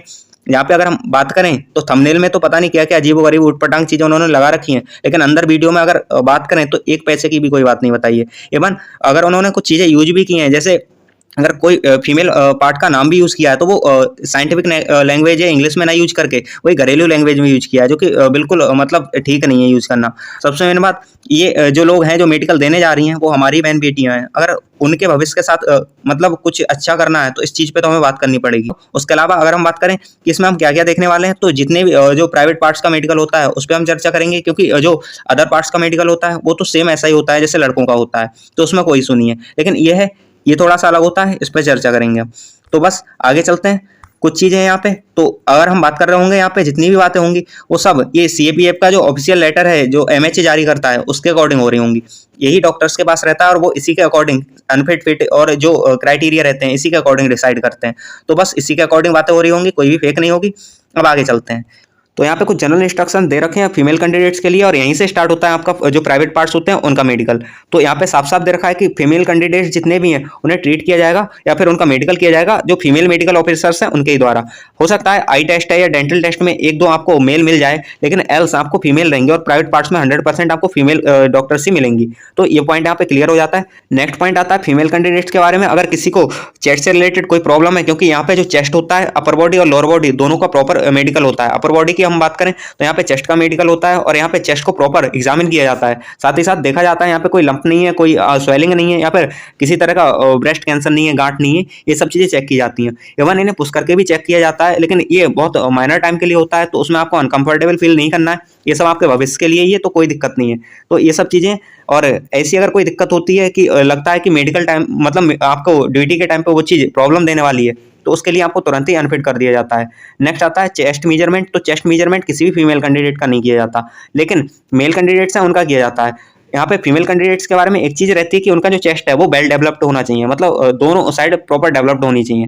नेक्स्ट आता है तो फीमेल में कैरी एंगल्स की बात करें हम, तो फीमेल में जो कैरी एंगल होता है वो 20 डिग्री के अराउंड तक माना जाता है कि इतना है तो चलेगा, लेकिन इससे ज़्यादा होता है तो वो रिजेक्शन का बन जाता है, और इसी को हम क्यूबिटस वल्गस बोलते हैं, और इसे हमने एक अलग वीडियो में साफ साफ बता भी रखा है। नेक्स्ट आते हैं आप जननांगों के बारे में देख सकते हैं यहाँ पे, ये जेनिटेलिया के बारे में कह सकते हो आप, जितने भी जननांग होते हैं फीमेल्स के उनके बारे में जो मेडिकल होगा। अब यहाँ पे एक बहुत इंपॉर्टेंट चीज दे रखी है, ये परस्पेकुलम या परवजाइनल एग्जामिनेशन जो होता है वो किसी भी जो कुमारी लड़की होगी या कह सकते हो अनमैरिड कैंडिडेट होगा उसका नहीं किया जाएगा। कहने का मतलब ये परवजाइनल या फिर परस्पेकुलम एग्जामिनेशन होता है। यहाँ पे यूटेरस की जांच की जाती है, ये स्पेकुला की हेल्प से। यहाँ पे स्पेकुला का फोटो आप देख पा रहे होंगे, इसकी हेल्प से, या फिर कभी कभी यहाँ पे डॉक्टर खुद ही चेक करता है हाथ पे ग्लव्स या फिर लुब्रिकेंट लेके यूट्रस की। तो ये सब जो है वो एक अनमैरिड लड़की के साथ नहीं किया जाएगा। नेक्स्ट पॉइंट आ जाता है, और अगर आपके साथ ये होता भी है तो आप इसका प्रॉपर विरोध कर सकते हैं, क्योंकि ये नियम के खिलाफ है। नेक्स्ट आते हैं, नेक्स्ट पॉइंट हमारा आ जाता है यहाँ पे कुछ मेजर एबनॉर्मलिटीज होती हैं, जैसे कुछ लोगों का चेंज ऑफ सेक्स होता है, या फिर कह सकते हो ये हर्माफ्रोडिटिज्म, या फिर आप इसे हिंदी में बोलें तो ओवेलिंग ही कहते हैं। मीन्स कभी कभी मेल और फीमेल दोनों के जो सेक्सुअल आपको कैरेक्टरिस्टिक्स देखने लग जाते मिल जाते हैं, तो इसमें जो है वो सारी चीज़ें डिस्क्वालीफाई रहेंगी। मीन्स आपको डिस्क्वालीफाई कर दिया जाएगा अगर ऐसी चीज़ें देखने को मिल जाती हैं।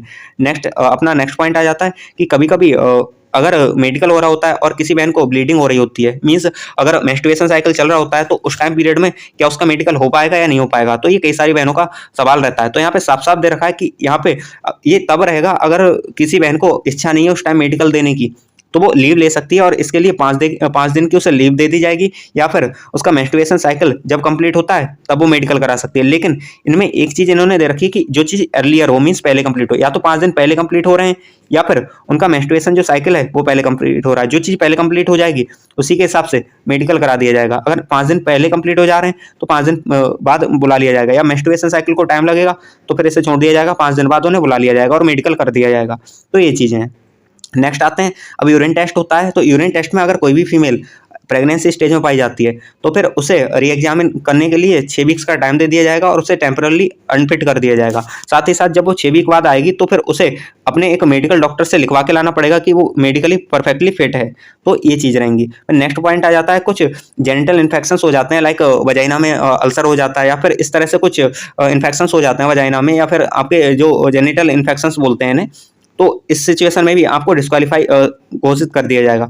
नेक्स्ट आता है, कोई भी ऑपरेटेड केस होता है, अब वो सिजेरियन हो, जैसे सिजेरियन सेक्शन होता है जब मतलब बेबी को बर्थ देते हैं तो उस टाइम सिजेरियन होता है, या फिर कुछ किसी तरह का ओवेरियन सिस्ट है, फाइब्रॉइड एक्टोपिक है, या प्रेगनेंसी टाइम में कुछ ऐसा हो रहा है, तो ये सब जो होना चाहिए वो सर्जरी लगभग 6 महीने पुरानी होनी चाहिए। और इसके लिए उनके जो स्कार मार्क के डॉक्यूमेंट भी देखे जाते हैं, मीन्स जब आपने ये सब कराया होगा तो उस टाइम के डॉक्यूमेंट रहे होंगे, कुछ पर्चे या फिर डॉक्टर ने कुछ लिख के दिया होगा, तो वो सारी चीज़ें देखी जाती हैं जिससे वो परफेक्टली पता कर पाएँ कि 6 महीने पुराने हैं। नेक्स्ट आते हैं, एविडेंस ऑफ ओवेरियन सिस्ट और फाइब्रॉइड यूटेरस और any other lump is disqualifying, means ये ओवेरियन सिस्ट क्या होता है या फाइब्रॉइड यूटेरस क्या होता है, इसे देख लेते हैं। तो सबसे पहले आते हैं ओवेरियन सिस्ट पे।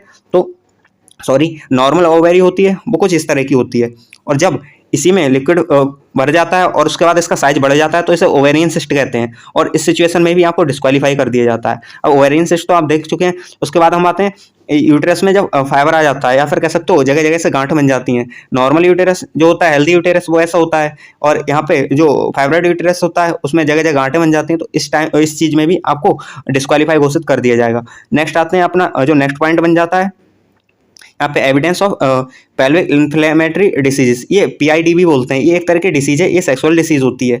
तो इसमें भी जो स्वेलिंग आ जाती है, सेक्सुअल जो पार्ट होते हैं वजाइना पे स्वेलिंग आ जाती है, तो इसमें भी आपको डिस्क्वालीफाई घोषित कर दिया जाएगा। यहाँ पे देख सकते हैं, जैसे यहाँ पे दे रखा है, ये PID की एक हेल्दी दे रखा है और एक जो पार्ट दे रखा है डिसीज दे रखा है, मीन्स यहाँ पे थोड़ा सा इन्फ्लेमेशन हो चुका है, थोड़ी सी स्वेलिंग हो चुकी है, तो इस चीज़ में भी आपको डिस्क्वालीफाई घोषित कर दिया जाता है।